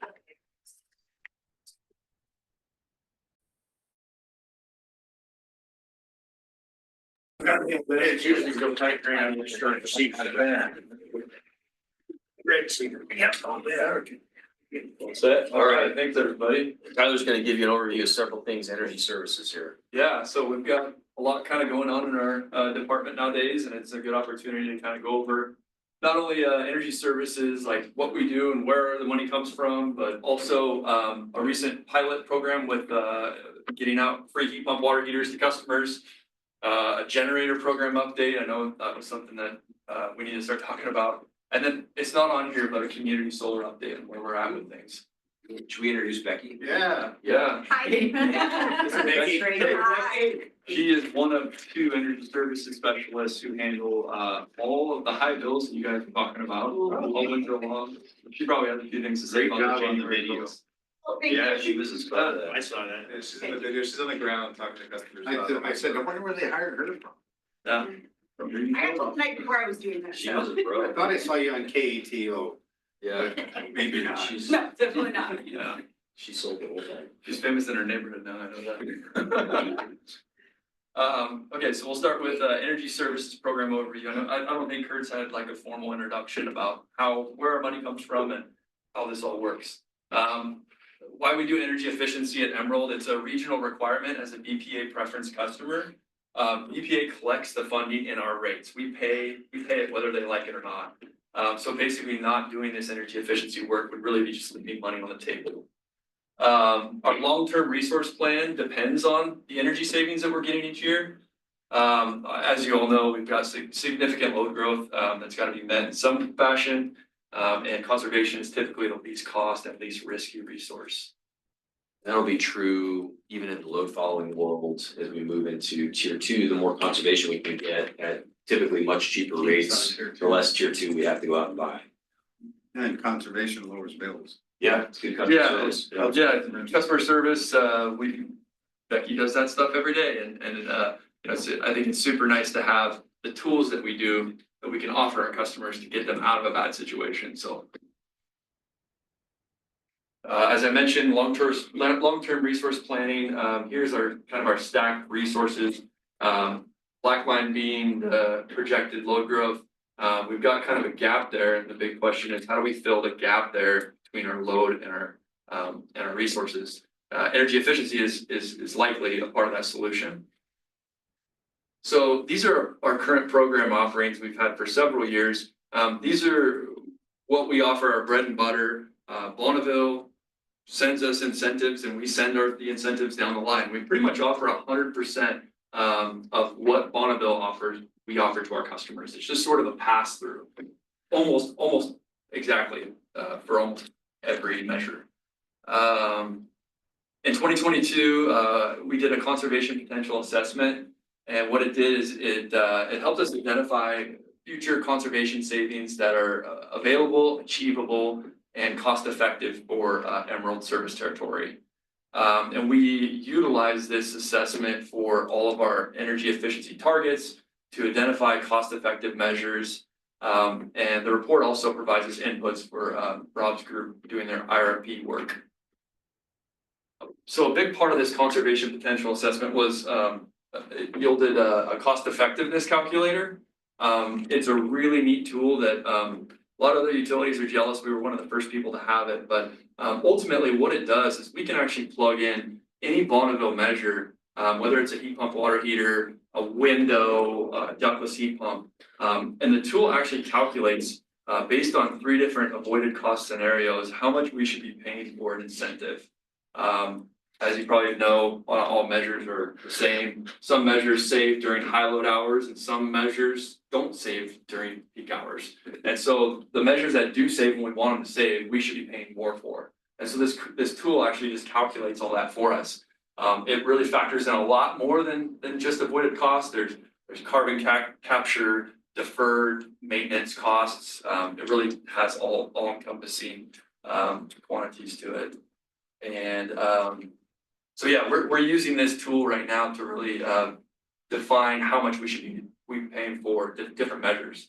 So as you can see here, I plugged in heat pump water heater, and it tells you the amount of kilowatt hours that are going to be saved, what the BPA payment will be, and on the low end, we can be pretty confident to be providing a $1,900 incentive for heat pump water heaters based on the saving shape.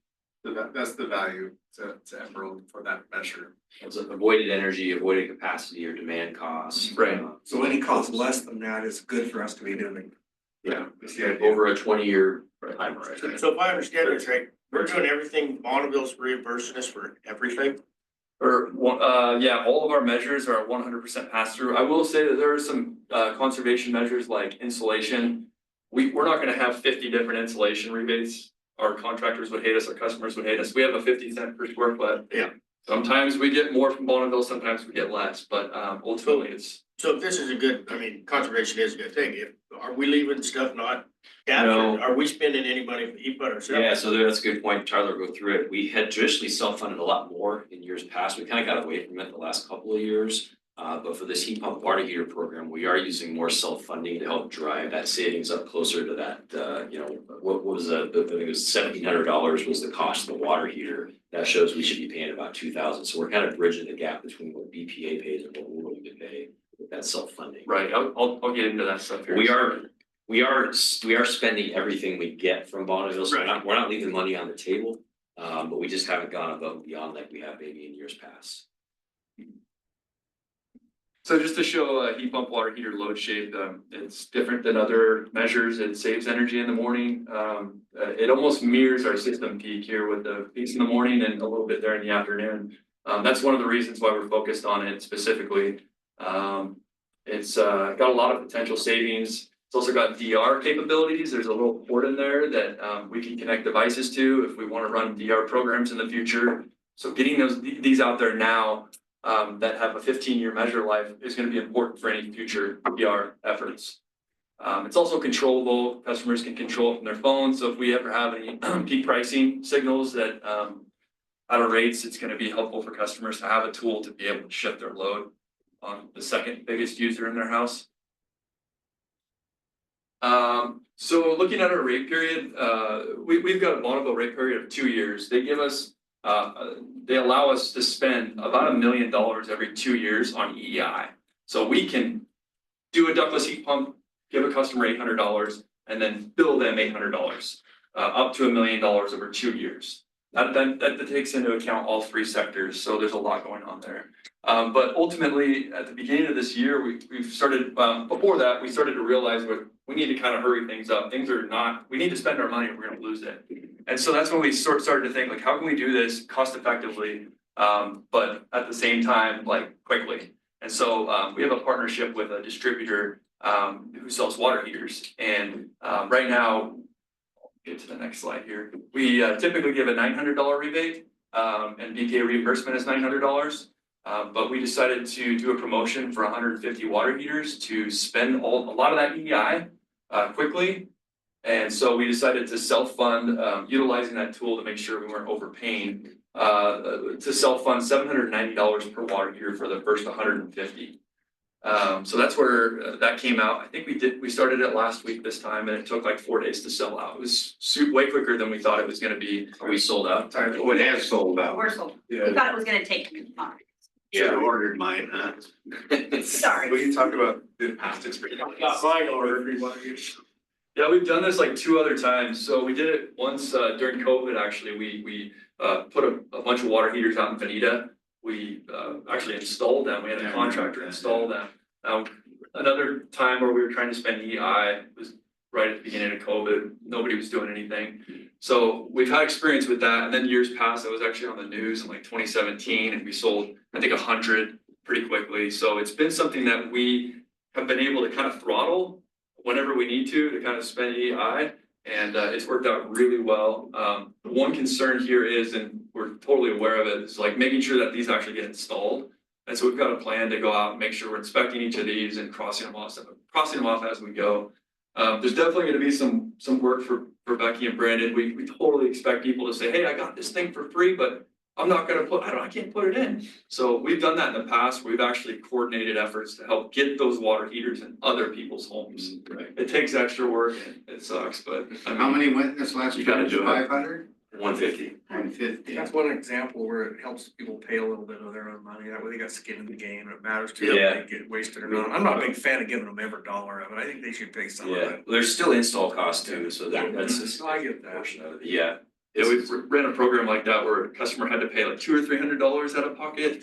And like, it's just crickets. Nobody wants to participate unless it's free. And so that's ultimately why we decided to push this. So here's my comment.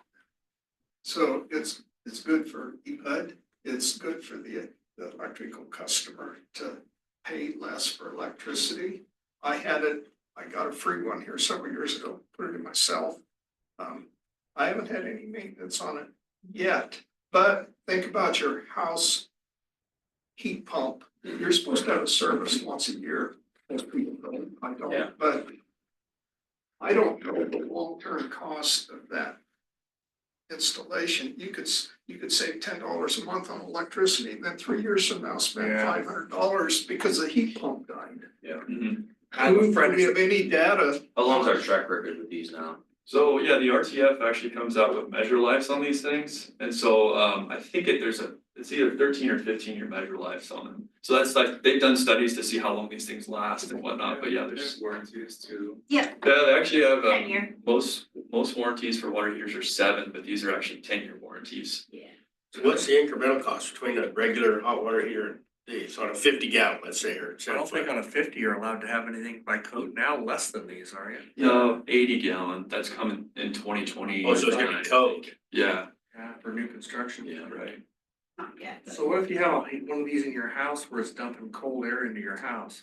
So yeah, we've got a lot of like warnings to people when they go to buy it, like this doesn't do well in the house. Yeah, You can't do it if Pays you're gonna. for it. Yeah. Well, you'd almost have to have it in your garage to make it work. Mine's under. my- Yeah, most garage locations And you are. could air are condition ideal. your garage with the darn. Yeah, I'm gonna go under my house too. We have I gotta do some structural stuff to This get is a bit ready. of an odd thing to bring up, but I've got a pump house that's really well insulated, and I've got an underground well and a pressure tank. In the summertime, we run sprinklers a lot. Yeah. I go in there when it's 95 degrees out, and it's a pleasant 68 in there Yeah. because the cold water coming out of the ground air conditions the Yeah, inside of the pump humidifies house. too, so if you have a muscle. So you know, that basement or something. cold of that water's gotta be dumped somewhere. Yeah. Yeah, that's a tricky problem. That might be more of a limit to these long term than Well, anything. there's, Yeah, I've got a condensation pump on mine. right, And it's gotta be pumped out, so it's not that simple. yeah, that, Right. it's not just like swapping in a traditional electric. They're not hard to do. Tyler, what about timers for conventional hot water heaters where you can kick them, you know?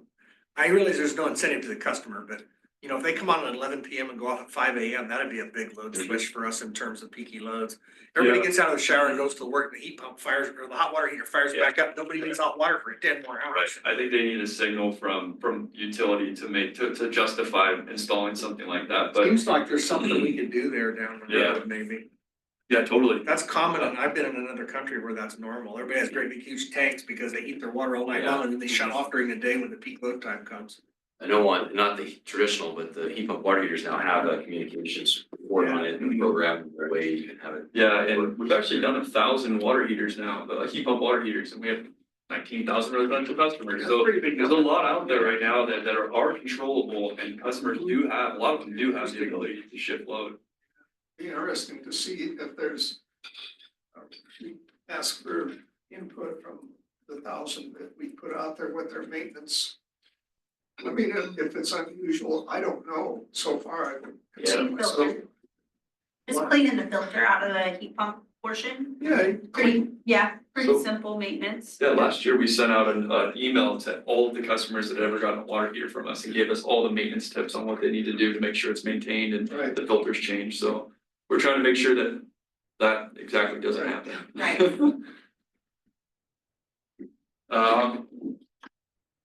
So Dale, you mentioned kind of where spending comes from here. Stack the blue is the last 20 years BPA reimbursement amounts versus how much we've self-funded. And the last 2 years, we have kind of switched to basically a pass-through of whatever Bonneville offers.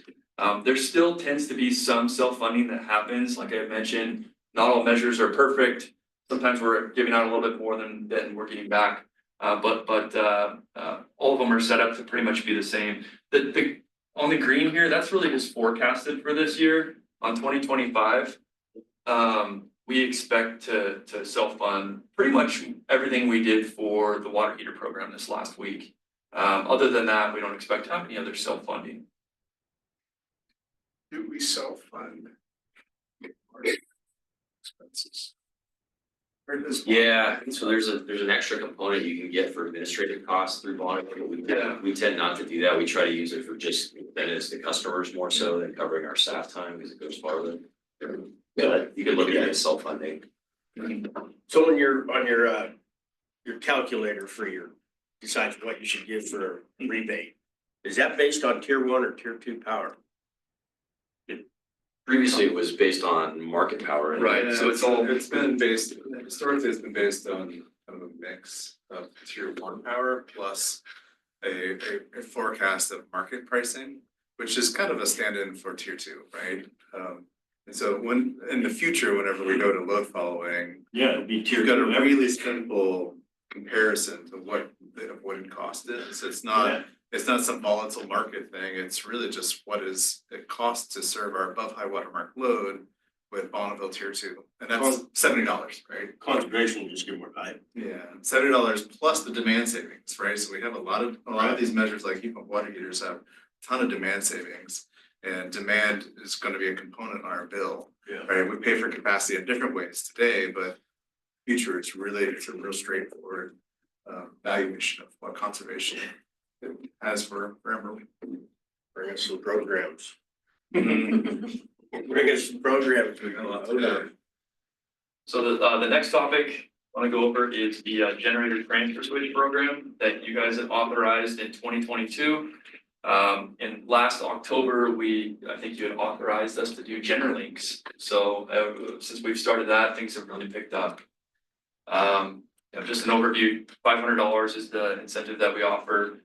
We have a transfer switch for Generlink. Here's projects to date. I don't know why that didn't come out converted, right? So that's supposed to say 2024 ice storm. So that's kind of like what happened. Everything was kind of calm and quiet. Then all of a sudden we get hit with the ice storm and we do 120 last year.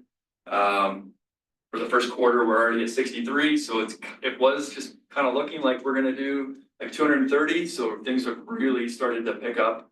And as for a budget impact, we had budgeted an additional 60,000 this year. It looks like we're gonna hit that probably like halfway through the year if things continue.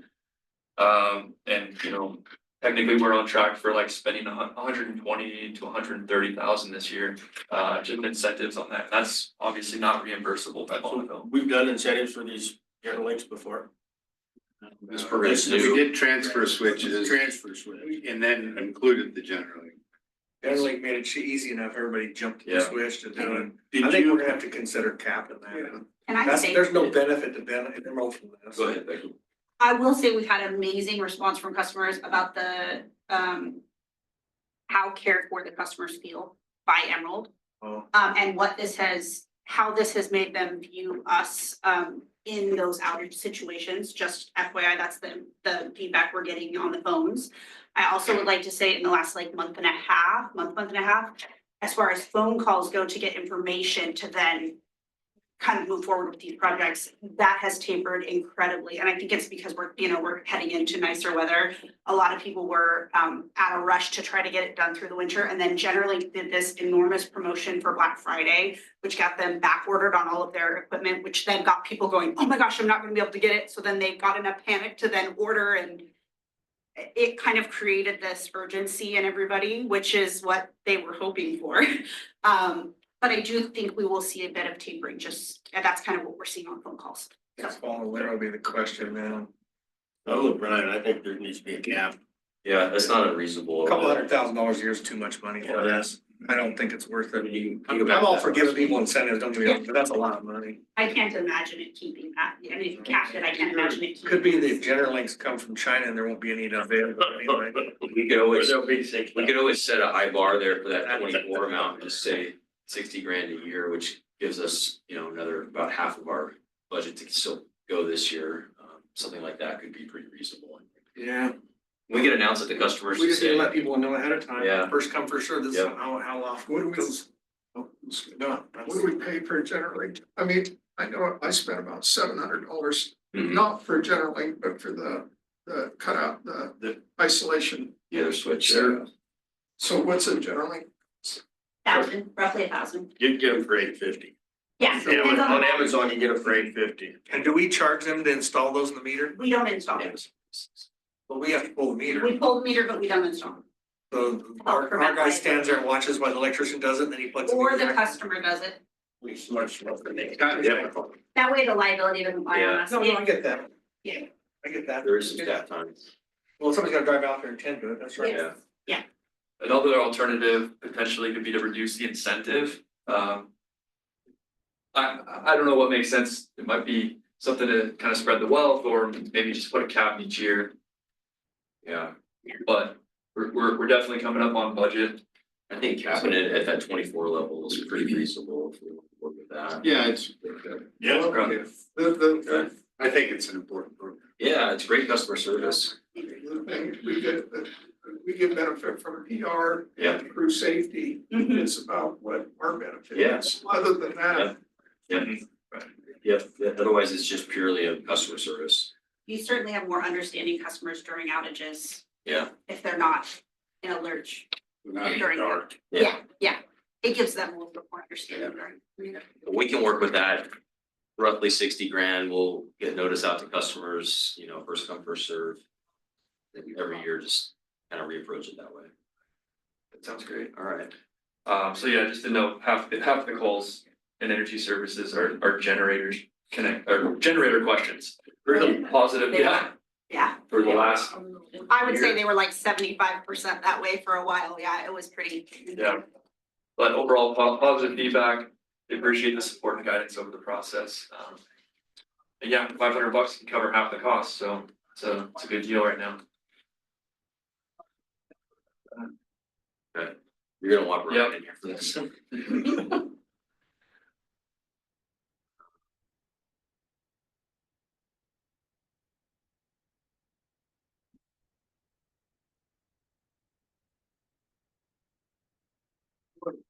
If there's anything else. Full participation on this one. Yeah. Yeah, I'm gonna get involved with this. I'm gonna meet with Kevin and maybe even Stephen. Were you at the board meeting last week? No. Is there something dramatic? Yeah, I talked to Steve. Steve had mentioned that he wants he'd like EPUD to do the maintenance, mechanical cleaning, all that stuff. So I've kind of like got some numbers for everybody to look at on like estimated annual costs and benefit to EPUD and.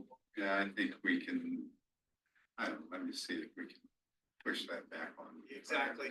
If you want, They're worried about even Push it back on the fire. even the gravel. The main Cover is not good enough now. So, Right. yeah. There was some concern about long-term what that looks like, even with gravel. I think, Brian had mentioned that, you know, gravel stops weeds for a little while, but eventually it could take over, and that was their concern. Much easier to use herbicide on gravel though. Yeah. Yeah, I think that was the plan. Nobody wants to do the upkeep on this thing. It's never been really calculated like it should be. This is the real calculation. Yeah.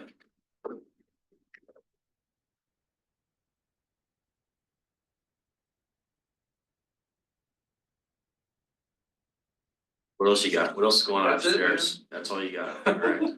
This was the end of all the board. How are our key accounts doing? Key accounts are doing good. Brent's off in retirement land Yeah. and we'll, Warehouser's happy. Warehouser's working away through. You mean Jonas? No, apparently he's not gonna be around much. Sounds like he's just gonna fly in and, you know, work a little bit and then be gone. He's not gonna live here in the area.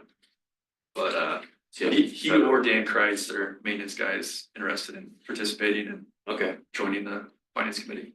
okay. I thought Jonas was. So he was, but also because Oh. he might not be Oh, I see. local, Okay. Dan Kreitz, Fill in for right, it. Okay. yeah. We talked to him. So Rob and I are gonna have a meeting with Dan and kind of give him a Okay, heads up on what to expect if he wants to join. yeah, okay.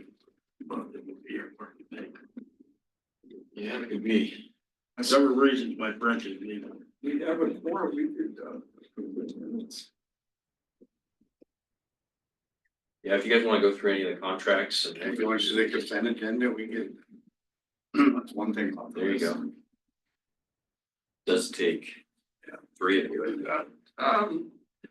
so somebody want to make a motion to, Move that we approve the consent agenda, which includes the board meetings from March and April 1st and the treasurer's report. I'll second that. those in favor? Aye. Unanimous.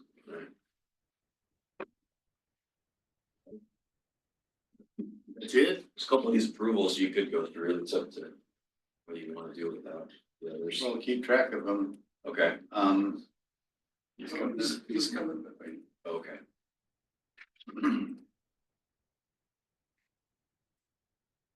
he's back. Sorry for that. Because we know.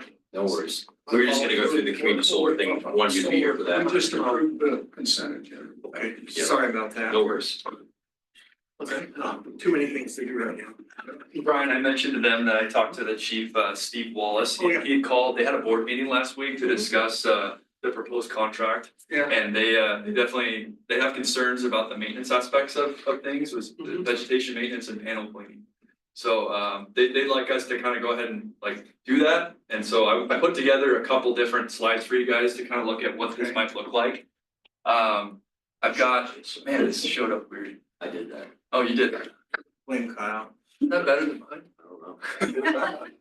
We need a 200 square inch TV. Don't get me in front of it. There's a lot in here. So, yeah, I work with different people to come up with these numbers, but I think it's fairly accurate on what we really can expect to pay each year, to maintain the system, keep it operational. Big part of it is cleaning. I called a local contractor. It's $15 a panel to have these Which clean. one is cleaning? Second to the bottom. I'm sorry, it's orange, yeah. I'll just list them off. Yeah, so from the bottom, insurance, estimated $200, cleaning $5,000 a year, vegetation maintenance $5,000, tech labor, Rob Roder got me these numbers, roughly $1,200 a year, for firmware software. Battery removal, at year 10, it's gonna cost, estimated about $1,000 a year for 10 years, so $10,000 removal, and then $30,000 to remove the entire facility. What's not factored in here is staff time, as well as removal of our facility, EPUD electrical facilities, transformer, all that stuff at year 30, following the end of the term, we have to move our stuff, so that could be an additional cost. That was supposed to generate about $23,000 a year worth of power at current rates, retail rates, is that right? So yeah, here's the estimated annual benefit. So the benefit is fire district gets 22% of the output. So at EPUD rates, it's about a $4,700 a year benefit. Roughly 50 low income customers would get the remaining benefit, which would give them about $28 per month off of their bill for 50 customers. That's kind of what we were thinking. And that would equate to about $17,000 a year. So the total, on the slide before that, the total for yearly maintenance and whatever else you got. 14.4, 14.4. 14.4. and that's the amortized cost for removal and battery replacement, 10 years and all that, Mhm. over a 30-year lifespan? For Do you the, think? For the facility? years. for the facility, yep, 30 years. So that's with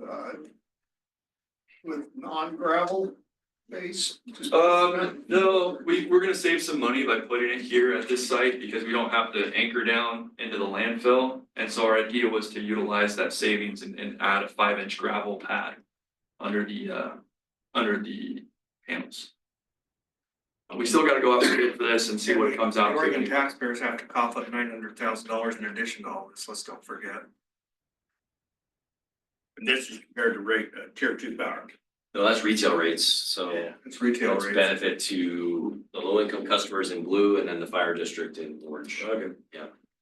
Retail rate I savings. suppose we just give that money to the poor in the fire district and forget the whole thing. Yeah. Yes, we Get them can. to solve it that way. Yes, we can. We Well, can't. I would I thought suggest you were having saying- some discussion with the fire department about the maintenance issues. Yeah, I do know.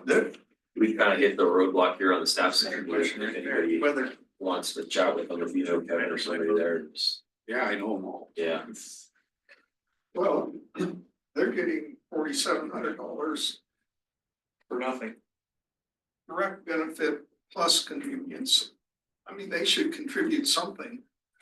Other than, I mean, they would argue they're they're giving not us the using the land. field now, they have to mow it now. Yeah. Or do, I guess they have to mow it once or Yeah. twice a year. Well, they mow more often than that, they irrigated. Yeah, let me talk to him about it, just, I mean, pass- I don't, I mean, you know, if it doesn't work, it doesn't work. Well, I passed a Yeah. couple going to Portland. Uh-huh. Yeah, on I-5 there. Neither of them have gravel under. So they do something. They either mow it.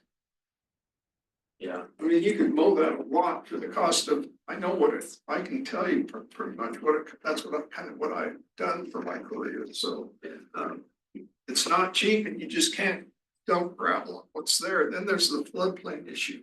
Or if you clean the gravel up and you're done. You'd probably put fabric under the gravel, because you'll never get the gravel off if you don't. It'll be dead by the time it's removed, but maybe, never know.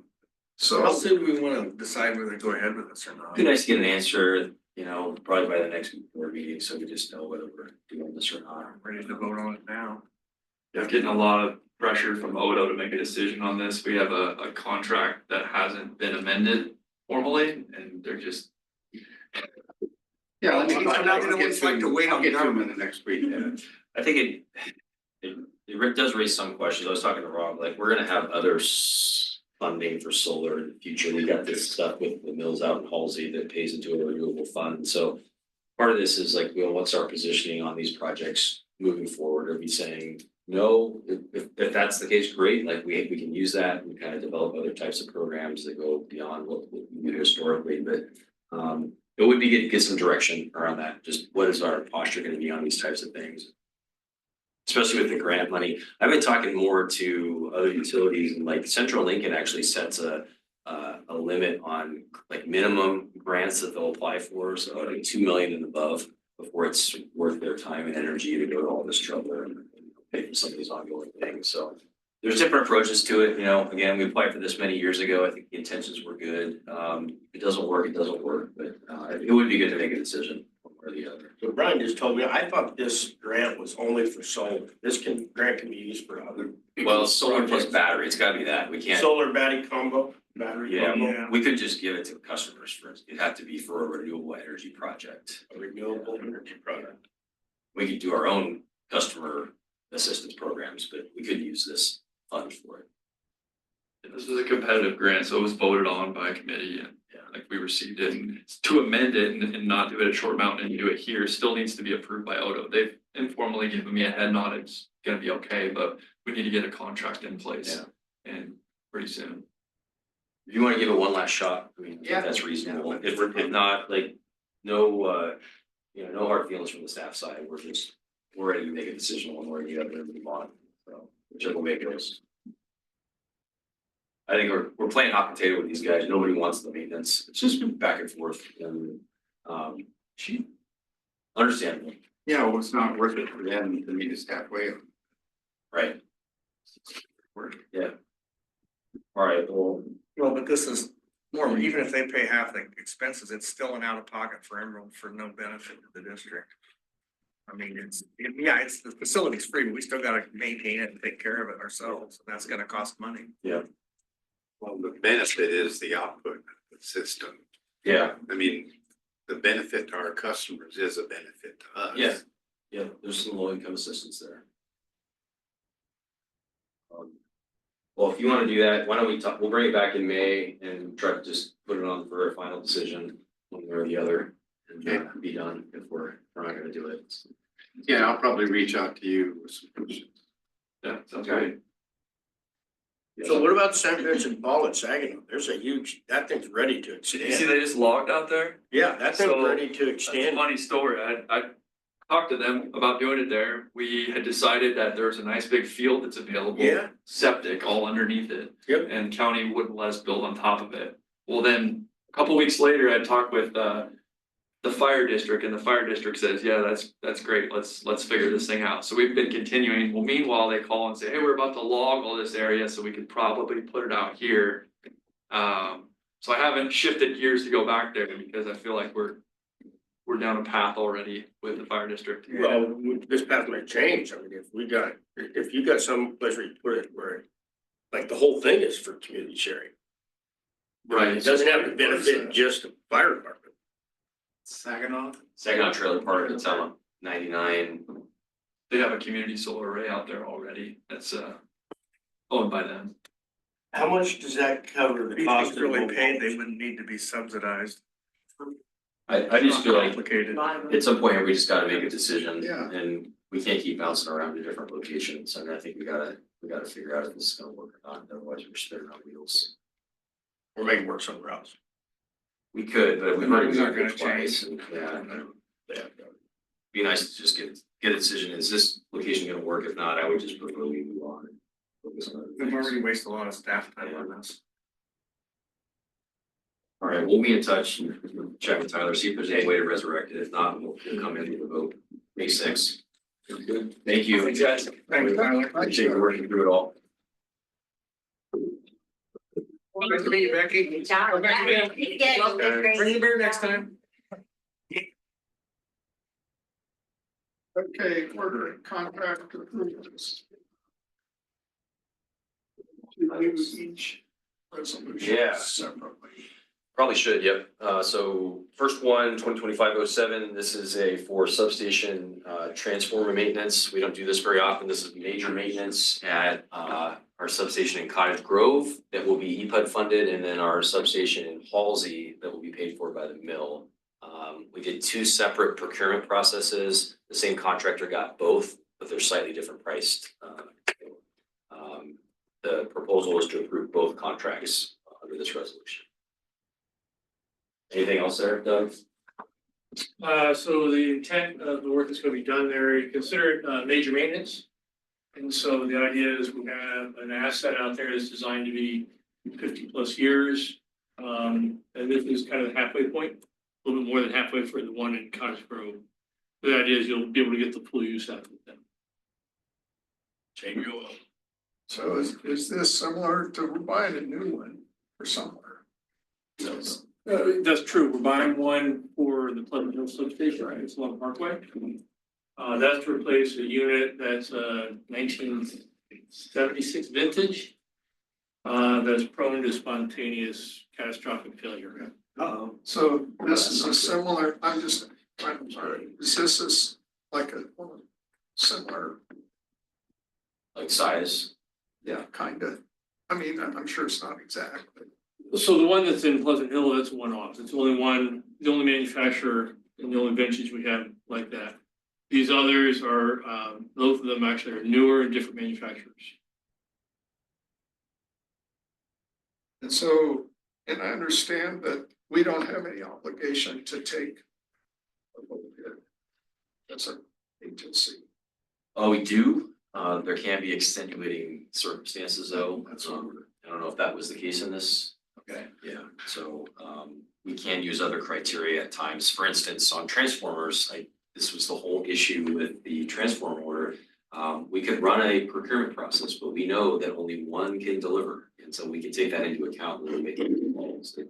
We're not gonna accept a bid that 2 years from now, somebody says, oh, never mind, it can't work. So I don't know the specifics of this, but there can be other factors consideration.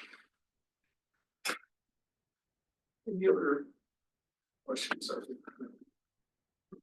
So item A.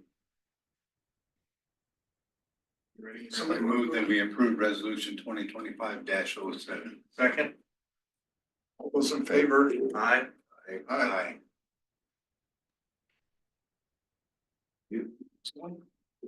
All right, next one, 2025-08. This is the retroactive approval for the transformer order that we just talked about in February 1, 2024.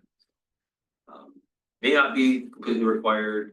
I think there's some question on whether this is required at all to come to the board on these emergency procurements, but it's been our past practice and it feels like the right thing to do, so we're presenting it to you. Kind of how easy. Make a motion, we approve resolution 2025-08. I second that. All those in favor? Aye. Aye. Thank you very much. Thanks for making that easy. Yep. And last one here is a contract with Lane County to support this resiliency grant work that Rob and the team are gonna be working on.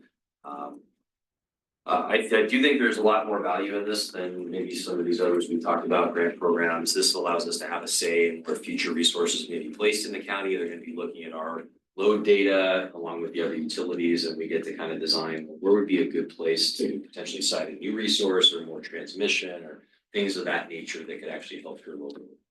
Thought that I saw somewhere that we're going in today that resiliency funding is in danger. Every one of these is similarly. There's a separate, really large grant, that was like $7 million that LCOG was helping facilitate that did get canceled. This is not that.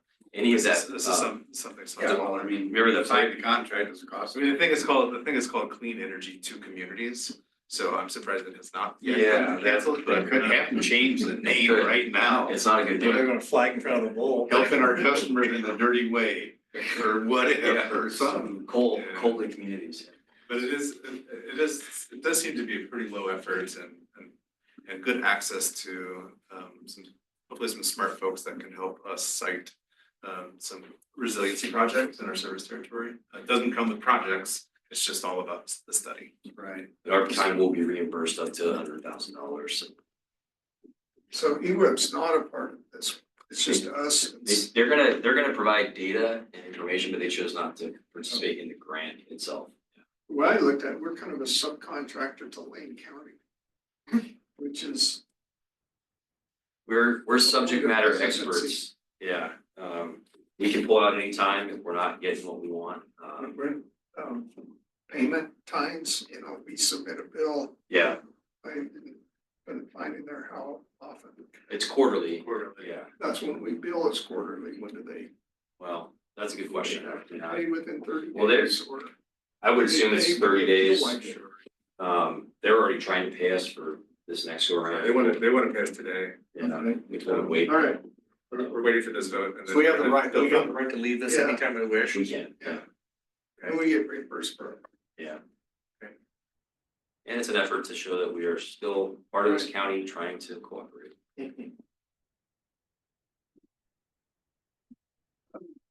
I move that we approve resolution 2025-09, authorizing general manager to enter into an intergovernment agreement with Lane County. Second. Been seconded up. All in favor? Aye. Aye. Aye. You? I like it. We appreciate it. And, why is this one separate? Because this is not a contract or an order, it is just a motion. But it's still a resolution. It is still a resolution. Every act is a resolution, not all of them are contract or orders. I got asked that question, which is how I know. Okay. Somebody asked me, why is this down here? This is the stuff we went over about the people that got paid overtime. and- Yeah, so it's a set of changes, you wanna summarize it? Yeah. Went through it. Yep, that was the one where we had the attorney on there, Yeah. tightening up the language, and making sure we're in compliance. Yeah. We're, allowing the part-time employees to partake in the comp time. And then we are doing that. The bigger change here is the one that we are gonna be able to start prorating the accrual leaves. So if somebody's gone, Don't get- they're not getting their full sick and vacation rate, we're able to prorate it based on how much they're using. Yeah. That's meaningful. We actually had a situation where that could have prolonged employment for months because of the not prorating that accrual. So it's a big loophole here that we're trying to close. And will we approve resolution 2025-10? Second. So we have a motion and a second. Who's in favor? Aye. Aye. Thank you. Okay, Wendy, review of motions. Okay if I abbreviate? Pardon? Is it okay if I abbreviate? Please. Yes. Okay, there was a motion to approve the consent agenda that had 3 yes votes. Brian and Patty did vote on that one. Motion to approve resolution 2025-07, that was unanimously approved, minus Patty. Motion to approve resolution 2025-08, unanimously approved. A motion to approve 2025-09, that was unanimously approved. And a motion to approve resolution 2025-10, that was unanimously approved. Thank you. So we already asked for public comment. We still have no public, No public, it's not that. No public? that cool. suggested items for future meetings. Suggestions. Got some pretty full agenda that's coming up here, but always welcome to have other ideas. I kind of like the meeting before, or the training before the meeting, that was helpful for me, some of you guys might not. Yeah, there's another hour there or something, Fresh. so, Yeah, I like it. yeah, we can do that Yeah, again. we could do that every couple of months at least. Yeah, I know it's a long day, but it does help. So. So future meetings, events. Lobby days next Wednesday. Yep. A week from tomorrow. Yep. Food is on Thursday. Board workshop on May 6th. PPC is virtual on May 7th. Is it again? I think it's in person. I think it's in It was person. virtual last month, this month. What is The PPC meeting. Yeah, I think it's up in Portland again. It's at the a different hotel though. I think it's at the Sheraton. Yeah. You stay 2 nights. No, you drive up one night, 2 nights? You can do peanut if you want to stay the extra. on Friday. Yeah. But don't go to the embassy, it's at the Sheraton. You confirm that, Wendy? So where's our executive session? I only have 2 pages. I only have it here. Oh. Item 18. You have this one? Mine, we're done, I put it 17. Sorry, Kyle, but yours just got scrubbed. We'll be back at six. You wanna get- Yeah, this He has- okay, good. We got a busy agenda, we'll get back in 6 or 8 months. Kyle, you got off the budget, right? Okay. Item Have a good 18. night, we'll see you tomorrow. Thank you all. Thanks, guys.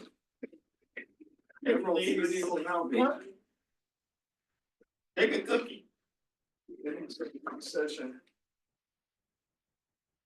Executive session is held pursuant to ORS 192.660(2)I, which allows the governing body to meet in executive session to review and evaluate employment related performance of a public officer. Representatives of news media and designated staff shall be allowed to attend the executive session. All other members of the audience are asked to leave the room. Representatives of the news media are specifically directed not to report on any of the deliberations during the executive session, except to state the general subject of the session as previously announced. No decision may be made in executive session. At the end of the executive session, we will.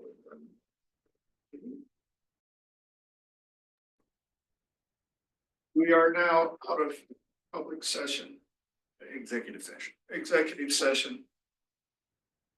Meeting is adjourned. I don't know if there's any further follow-up, but I think we're all feeling good. We're good, And yeah, we'll continue working Proceed ahead together with the productively. committee. Okay. All right, well, thank you all again. Appreciate the process here. Thank you again. And we'll Public continue. session. May 6th, Okay, that's for sure formal. May 6th, next workshop, yep. Well, I don't know where we're going on the fabulous road. Let me know what Mike says tomorrow. Okay, I'll call him after. Kyle's excellent